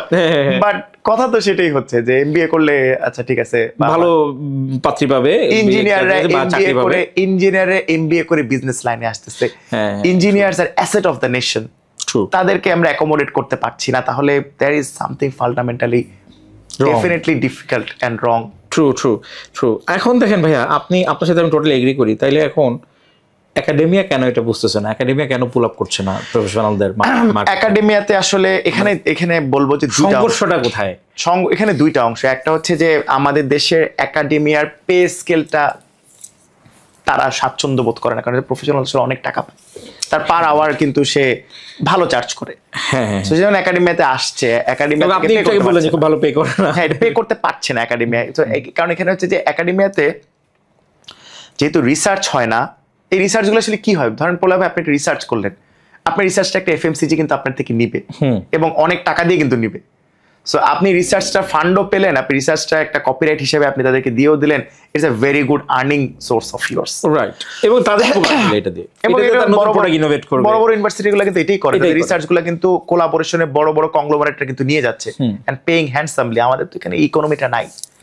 সো একাডেমিয়া তখন চিন্তা করছে যে আচ্ছা ঠিক আছে, আমার তো আসলে পাশ করাই দিতে হবে বিবিএ এমবিএ, সো আমি জাস্ট আমার ফ্যাকাল্টি মেম্বারদেরকে দিয়ে করে দেবো, ওনাদেরকে আবার নিয়ে আসবো, ওনাদের পার আওয়ার চার্জ কিরকম কি না কি আমরা তো হয়তো দিতে পারবো না। আর প্রফেশনালদের যেটা হচ্ছে শুক্র শনি ছাড়া অন্য সময় পাচ্ছে না। বিবিএতে তো আপনার ক্লাস হচ্ছে আপনার উইকডেজে। সো কোম্পানিগুলো যদি এরকম বলে ঠিক আছে উনি আমাদের সিএক্সও, ওনাকে আমরা মঙ্গলবার আমরা ওনাকে কোনো বাগই করবো না, উনি 4টা ইউনিভার্সিটিতে গিয়ে এরকম 4টা ডিফারেন্ট জিনিস পড়াবে, তাতে আমাদের কোম্পানিরও ব্র্যান্ডিং হবে। কোনো একটা কোম্পানির সিবিও সিটিও তারা এই জিনিসটার সাথে জড়িত থাকলো, তাদের উইকলি আপনার মনে করেন যে তাদের ছুটিটা শুক্র শনিবার না হয়ে হয়তো শুক্রবার আর মঙ্গলবার হলো। এই জায়গাগুলো যদি ফ্লেক্সিবল হওয়া যায় তাহলে কিন্তু আপনি দেখবেন যে আগ্রহী হবে পড়াতে। আমার কাছে কিন্তু অনেকগুলো সিভি এসেছে গত 4-5 মাসে যে আমি তো পড়াতে চাই, আপনি পড়াচ্ছেন দেখে আমাদের খুব ভালো লাগছে, মেবি দ্যার ইন্সপায়ার্ড যে আপনি পড়াচ্ছেন, আমরাও পড়াচ্ছি, এখানে ব্যাংকার আছে, এখানে ফিনান্সিয়াল ইনস্টিটিউশনের মানুষজন আছে, তাই আমরা পড়াতে চাই, আমি ডিজিটাল মার্কেটিং পড়াতে চাই, কি করব? আমি বললাম যে দেখেন ভাই, একটাই তো সমস্যা, আপনাকে তো উইকডেতে আসতে হবে, উইকডেটা আমরা কিভাবে আপনাকে সেট করতে পারবো? অফিস তো আপনাকে ছাড়বে না। স্যাটারডে করা যায় না? স্যাটারডে কিন্তু বন্ধ থাকে, আবার ইউনিভার্সিটি। হ্যাঁ, কিন্তু ওই আমাদের এখানে যেটা হচ্ছে যে আপনার ওই স্যাটারডে যে ক্লাসগুলো এগুলো দেখা যায় যে যারা আছেন ফুল টাইম ওনারাই করায় ফেলেন। সো এইখানে অনেক ইউনিভার্সিটিতে এটা চ্যালেঞ্জিং। তো এই কারণে আমি উদ্যোক্তাদেরকে বলি যে যারা এন্টারপ্রেনার ভালো করছেন তার সেক্টরে, তারা একটু এসে তারা যদি ভয়েসটা তুলে সবাই মিলে একসাথে যে let us build the nation through the real time experience we have. Right, exactly, alright. আমার কাছে মনে হয় ভাইয়া এইখানে গ্যাপটা হচ্ছে ইউনিভার্সিটির এন্ড থেকে, কারণ আমি প্রিটি শিওর কোনো এন্টারপ্রেনার আপনারা এসে বলবে না আমাকে পার আওয়ার 2000 টাকা দিবেন নাইলে আমি যাবো, 5000 টাকা দিবেন নাইলে ক্লাস দেব না, কখনোই বলবো ভাই। ট্রাস্ট মি, কেউ টাকার জন্য ক্লাস নেয় না, ইভেন ইনক্লুডিং ইউ। ওই যে টাকা দেয় ওই টাকা মানে আপনার হাত খরচও হয় না, ঠিক আছে? আই কনসিডার ইট আলহামদুলিল্লাহ। হ্যাঁ, ঠিক আছে। কিন্তু আপনি কি টাকার জন্য যাচ্ছেন? ডেফিনেটলি না। আপনার একটা ওয়েল এস্টাবলিশড একটা আর্নিং সোর্স আছে এখানে, আপনি যাচ্ছেন আপনার মনের তাগিদে যে হ্যাঁ আপনি কোনো একটা কন্ট্রিবিউট করবেন, ওরা শিখুক, এই জায়গাতে যাচ্ছেন। এবং ওই তো হয়তো বা আপনাকে কোনো টাকা পয়সা না দিলেও হয়তো আপনি যাইতেন নিজের মনটা। তো এখানে টাকাটা আর্নিংটা মেইন ফ্যাক্টর না। যদি ফ্যাক্টর হইতো তাহলে তো তারা বড় এন্টারপ্রেনার হইতে পারতো না। সো আমি প্রিটি শিওর আমাকে অলরেডি, আমি নাম বলবো না, একজন এমএনসির একজন বড় ভাই, সে প্রায় 22 ইয়ার্সের এক্সপিরিয়েন্স তার ক্যারিয়ারের বয়স এমএনসিতে, সে আমার বলছে প্রলয় কোনো ইউনিভার্সিটি যদি আমাকে ডাকে আপনি প্লিজ আমাকে ট্যাগ করে দেন, আমার কোনো টাকা পয়সা লাগবে না, আমাকে জাস্ট একটু সুযোগ দিবে, আমি মানে ছেলেমেয়েদের সামনে 1 ঘন্টা ক্লাস নেবো, একটু দিলে আমি এনাফ। দেখেন কি পরিমাণ উইলিংনেস। সো আমি যদি আপনি যেহেতু বললেন যে তারা হয়তো ইউনিভার্সিটি চিন্তা করে তার পাওয়ার কথা, আমার তো মানে ইউনিভার্সিটি ট্রাই করে নাই, তাকে করা উচিত। ইউনিভার্সিটি কোনো কেস দেখাইতে পারবে যে আমাকে অমুক প্রফেশনালকে আমরা অ্যাপ্রোচ করছিলাম, সে রিজেক্ট করছে, তার নেগোসিয়েশনের কারণে হয় নাই, সে আমরা তাকে অফার করছি, সে ওটা বা সে এমন এত টাকা অফার করছে আমরা তাকে দিতে পারি নাই, এফোর্ড করতে পারি না, এই কারণে তাকে রিজেক্ট করতেছে, এমন কোনো কেস দেখাইতে পারবে না তারা। হতে পারে, এটা কোনো স্টাডি তো নাই আসলে, আমরা তো দেখতে পাচ্ছি না। এক্স্যাক্টলি। কারণ আমি যাদের সাথে চলি, আমি কিন্তু অনেক কর্পোরেট প্রফেশনালদের সাথে চলি, তারা কিন্তু এখন পর্যন্ত মোটামুটি সবাই আপনার মধ্যে অ্যান্সার দিছে। আমি যখন বলছি বলছে ভাই ওইটা নিয়ে আমি কনসার্ন নাই এবং ভেরি লামসাম অ্যামাউন্ট, এবং আমি হ্যাপি, কোনো সমস্যা, ওখান থেকে আমার কোনো এক্সপেকটেশন নাই, বরং আমি থ্যাঙ্কফুল ইউনিভার্সিটির কাছে তারা যে আমাকে সুযোগ দিছে এটা করার জন্য।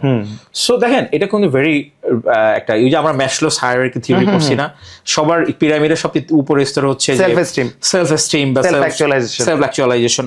তো ওই প্রফেশনালসরা, আমরা হয়তো ওই পরে যাইতে পারি না এখনো, কিন্তু আমি বলতেছি যারা ধরেন ক্যারিয়ার বয়স 20-25 বছর, তারা কিন্তু ওই লেভেলে চলে গেছে, সেলফ অ্যাকচুয়ালাইজেশন, তাদের লাইফ থেকে পাওয়ার কিছু নাই, তারা গাড়ি বাড়ি টাকা সব পেয়ে, এখন তারা চায় কোন একটা ইউনিভার্সিটি তাকে ইনভাইট করবে, তাদের এক্সপিরিয়েন্স দিয়ে স্টুডেন্টকে আলোকিত করবে, নতুন যারা আসবে তাদের এক্সপিরিয়েন্সটা কাজে লাগুক, তারা একটা ফুলফিলমেন্ট মানসিক শান্তি নিয়ে তারা ঘরে ফিরুক, যে হ্যাঁ আজকে 20টা স্টুডেন্টের সামনে আমি আমার এক্সপিরিয়েন্সটা বলছি, এটা বলছে, ওরা অবাক হয়েছে, ওরা কাজে লাগবে, ওরা এই ভুলগুলো আর করবে না, ওরা এই জায়গাতে, এই যে একটা ফুলফিলমেন্ট, আপনি টাকা দিয়ে কিভাবে জাজ করবেন? So I can guarantee you ওই লোক কোনোদিন আপনার বলবেন আমাকে পারো 10,000 টাকা না দিলে আমি ক্লাস নিব না, আই ক্যান গ্যারান্টি ইউ, লিখে দিব। বরং উল্টা এটা হইতে পারে যে ইউনিভার্সিটি আমি বলবো যে ভাই আপনাদের কত টাকা লাগবে এটা করার জন্য, আমি ফান্ড দিচ্ছি আপনাদের। সো এখানে আমার যেটা মনে হয় যে বললাম ভাইয়া, মানে প্রবলেমটা আসলে ইউনিভার্সিটির এন্ড থেকে একটা ইনিশিয়েটিভটা নেওয়া লাগবে, ইউনিভার্সিটি বলবে যে ভাই আপনারা আসেন, আপনি যদি এক্সপেক্ট করেন একটা এন্টারপ্রেনার এই মুভমেন্টে আপনার সাথে, আমার মনে হয় এইটা পুরোপুরি ফেয়ার আশা হবে না, কারণ দে আর বিজি ভাই। অবশ্যই They are creating busy. Employment. হ্যাঁ, দে আর বিজি। তারপরে তারা চিন্তা করবে আমি যাব ইউনিভার্সিটি আমাকে যোগ্য মনে করবে কিনা, হয়তো ভদ্রতা করে বলবে না আমি তো হয়তো অত যোগ্য না, তাদের তো অনেক বড় বড় পিএইচডি করার লোকজন ফ্যাকাল্টিতে আছে, আমি তো ভাই পিএইচডি নাই। সে হয়তো অনেক বড় এন্টারপ্রেনার কিন্তু তার পিএইচডি নাই বা ভালো বড় কোনো ডিগ্রি নাই, এই কারণে সে হয়তো হীনমন্যতে ভোগে, সে চায় না উইলিংলি, প্রায় তার সময়ও নাই, সবকিছু মিলে হয়ে ওঠে না। কিন্তু ইউনিভার্সিটি যে অ্যাপ্রোচ নেয় যে ভাই আপনি একদিন আসেন কষ্ট করে, করবে কিন্তু তারা। এই গালিব ভাই সে কিন্তু ক্লাস করায় ইউনিভার্সিটি, অবশ্যই গত বছর আমি দেখলাম যে গালিব ভাই কিন্তু রেগুলার ক্লাস করায় ইউনিভার্সিটিতে, আপনি শুরু করেছেন। তো আমার মনে হয় ইউনিভার্সিটি থেকে একটা ইনিশিয়েটিভ নেওয়া উচিত এবং তাদের নিজেদের স্বার্থে নেওয়া উচিত, কারণ আলটিমেটলি লুজাররা কারা হচ্ছে, এন্টারপ্রেনাররা কিন্তু লুজার হচ্ছে না, লুজার হচ্ছে ইউনিভার্সিটি অ্যান্ড স্টুডেন্টরা আরো বেটার রিসোর্স পাবে। এক্স্যাক্টলি, হ্যাঁ। সো এবং এটা ইউনিভার্সিটির জন্য খুব জরুরি দরকার যে হ্যাঁ আমাদের ইউনিভার্সিটিতে এন্টারপ্রেনারশিপ আমরা করাই একজন এন্টারপ্রেনার দিয়ে, যেটা বলেন পপ। সো আমার এটা হচ্ছে এরকম যে আপনি জানি না আপনি অ্যাগ্রি করবেন কিনা আমার সাথে, ইউনিভার্সিটি অ্যান্ড থেকে ইনিশিয়েটিভ নেওয়া উচিত, তারপর এন্টারপ্রেনার বলবে ওকে উই উইল রেসপন্ড, জি যে ঠিক আছে আমরা এবার রেসপন্ড করা শুরু করি। কারণ দেখেন ইউনিভার্সিটিতে হাতে গোনা সারা বাংলাদেশে কয়টা ইউনিভার্সিটি, এন্টারপ্রেনার হচ্ছে অনেক অনেক বেশি, অনেক আছে। একটা ইউনিভার্সিটিতে যদি আপনি 50 জন এন্টারপ্রেনারকে অ্যাসাইন করে দেন, তারপরেও একটা বিরাট এন্টারপ্রেনার লেফট ওভার থেকে যাবে যারা কোনো ইউনিভার্সিটি আপনি দিতে পারবেন না। ট্রু। সো তারপরেও এই গ্যাপটা এই মানে খুবই দুঃখজনক। আমি এবং আশা করবো এই ব্রিজটা খুব চলে আসবে খুব দ্রুত।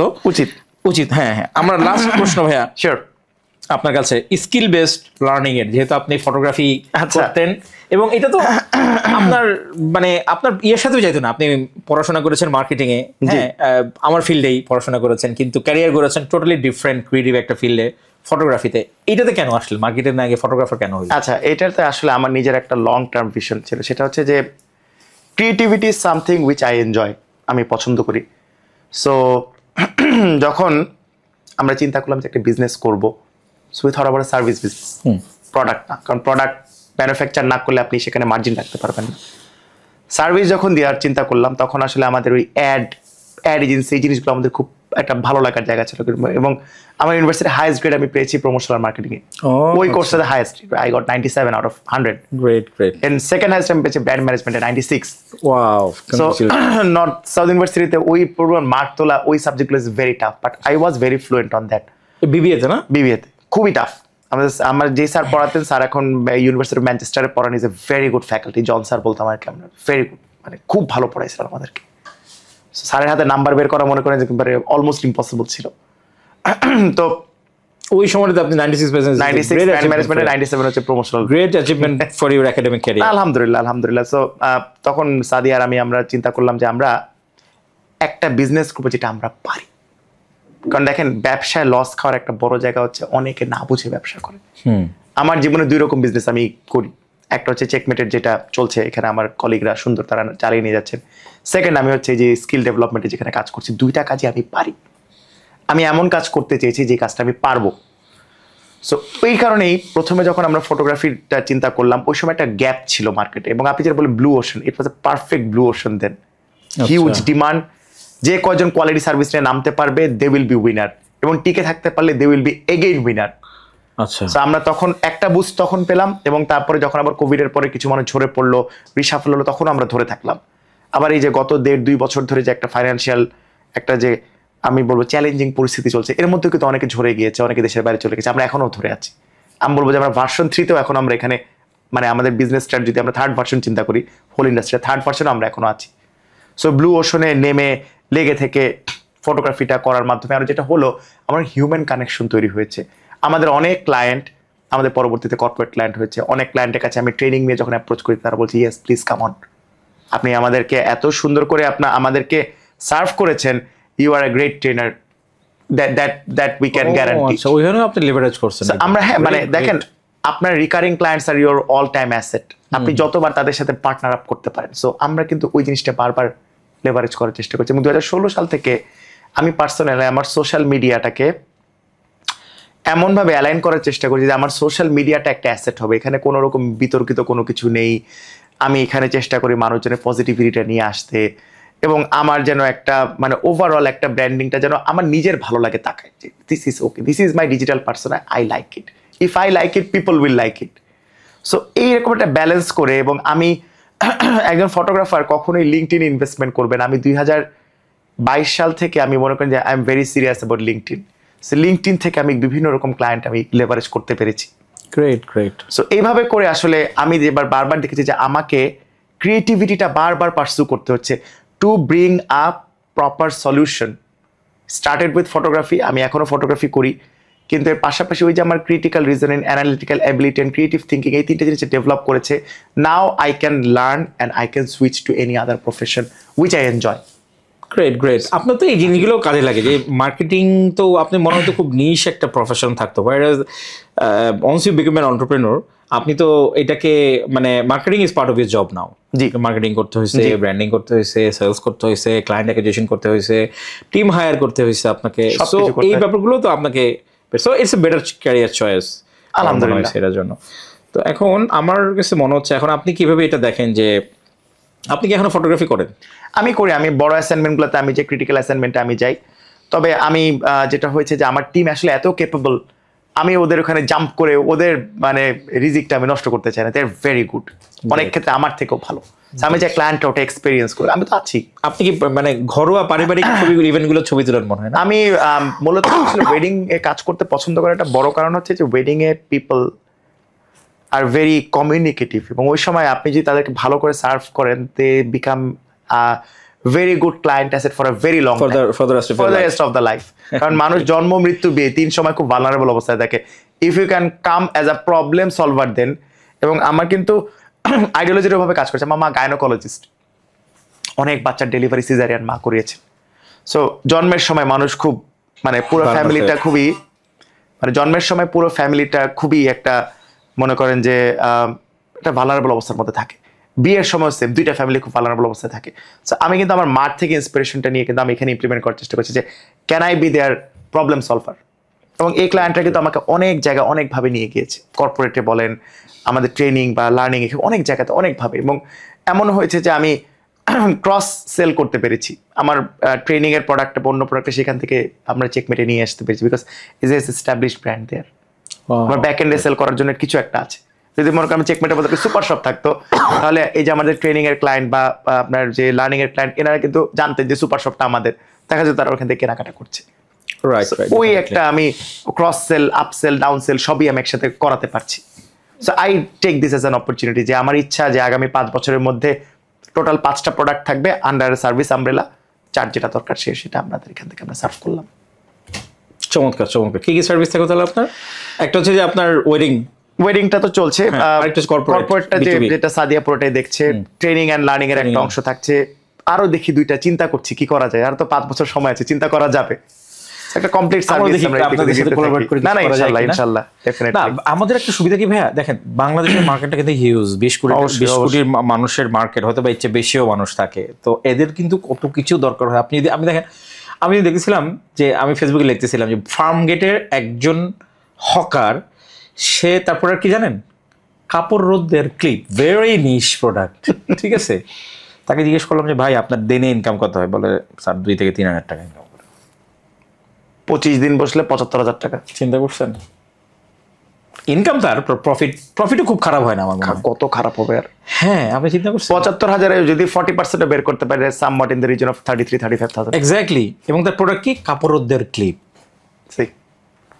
আপনি যদি মানে কারেন্সিতে যদি ইয়েতে কনভার্সনে যদি আপনি মানে কনসিডার না করেন, সেম জিনিস সেম অ্যামাউন্টের আপনি যদি অস্ট্রেলিয়া বিক্রি করেন, আপনি 1 মাসে সেল করতে পারবেন না, কারণ টার্গেট ইজ কম। এখানে মানুষ নাই তো কিনবে কে? মানুষ নাই, রাইট, এক্স্যাক্টলি। মানে সারা বাংলাদেশে ধরেন আপনি সিডনিতে যে পরিমাণ লোক থাকে, ওইটাকে যদি আপনি পুরো সিডনিতে, যে সিডনিতে 25টা বাংলাদেশের সমান, ইউএনডব্লিউর ইয়ে হচ্ছে সিডনি, সিডনিতে যে লোক থাকে সেই লোকগুলোরে যদি আপনি উত্তরে ডিস্ট্রিবিউট করে দেন, আপনাকে খুঁজে পাবেন না। আমি একবার বলেছিলাম ধানমন্ডি 27 নম্বর এই মাথা থেকে ওই মাথায় ভুটানের থেকে বেশি লোক থাকে। এক্স্যাক্টলি, খুবই সত্যি। ভুটানে নাকি 7 লাখ মানুষ, ধানমন্ডিতে তো কোটি কোটি মানুষ। আপনি রবীন্দ্র সরোবরে যে লোক যায়, অর্ধেক লোক তো রবীন্দ্র সরোবরে যায়। ট্রু, এটাই। সো এইটা আমাদের জন্য মানে এক সময় মানে এটাকে অভিশাপও ছিল, হয়তো এখনো আছে, এবং এটা আমাদের আশীর্বাদ যদি আমরা এটাকে প্রোডাক্টিভলি ইউজ করতে পারি।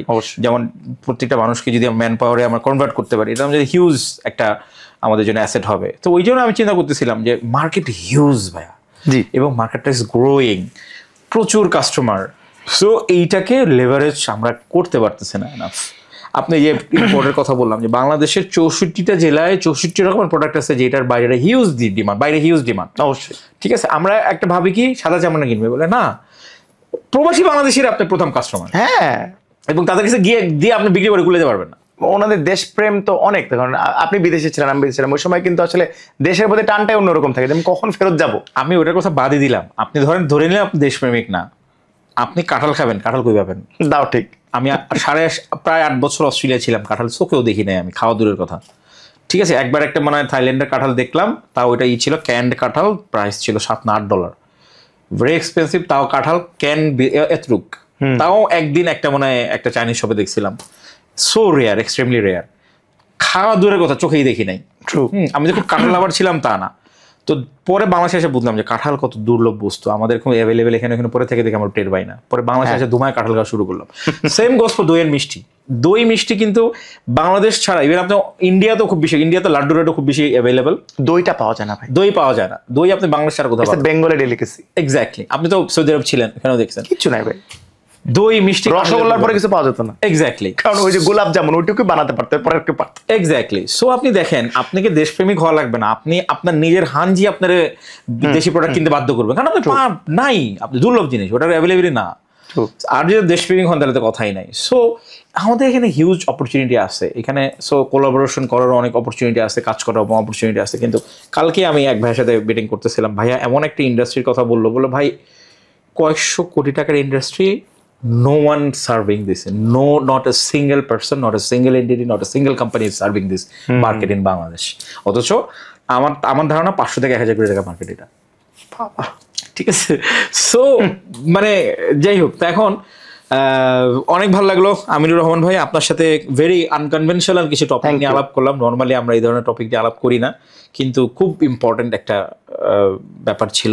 আশা করি, আমি দোয়া করব এবং আশা করি আপনার মিশন, আপনার এই মুভমেন্টটা সফল হোক, এবং আপনার দ্বারা অনুপ্রাণিত হয়ে আমাদের যারা টপ প্রফেশনালস এবং উদ্যোক্তা রয়েছেন তারা একাডেমিয়াতে আসুক, এবং এই তাদের আসার দরজাটা খুলে দিতে হবে কিন্তু ইউনিভার্সিটিগুলোকে। জি, ইউনিভার্সিটিগুলোর প্রথম ইনিশিয়েটিভ নেওয়া লাগবে। আমি ইউনিভার্সিটির যদি কেউ আমাদের এই পডকাস্টটা দেখে থাকেন, আমি আপনাদেরকে অনুরোধ করব, আপনারা দয়া করে ইনিশিয়েটিভ নেন। এই আমিনুর রহমান ভাইদের মতো, বা আমি আর এরকম অনেক উদ্যোক্তাদের চিনি যারা আমিনুর রহমান ভাইয়ের মতো, তারা রেডি আসার জন্য। তারা আসছে না কারণ আপনারা সুযোগ দিচ্ছেন না, তারা আসছে না কারণ আপনারা ডাকছেন না। তারা ভাবে নিজে থেকে গিয়ে এম্বারেসিং সিচুয়েশন, ইউনিভার্সিটি রিজেক্ট করে দেয়, তাদের খারাপ লাগবে। অবশ্যই। এই কাজটা যেন না হয়, আপনারা শুরু করেন।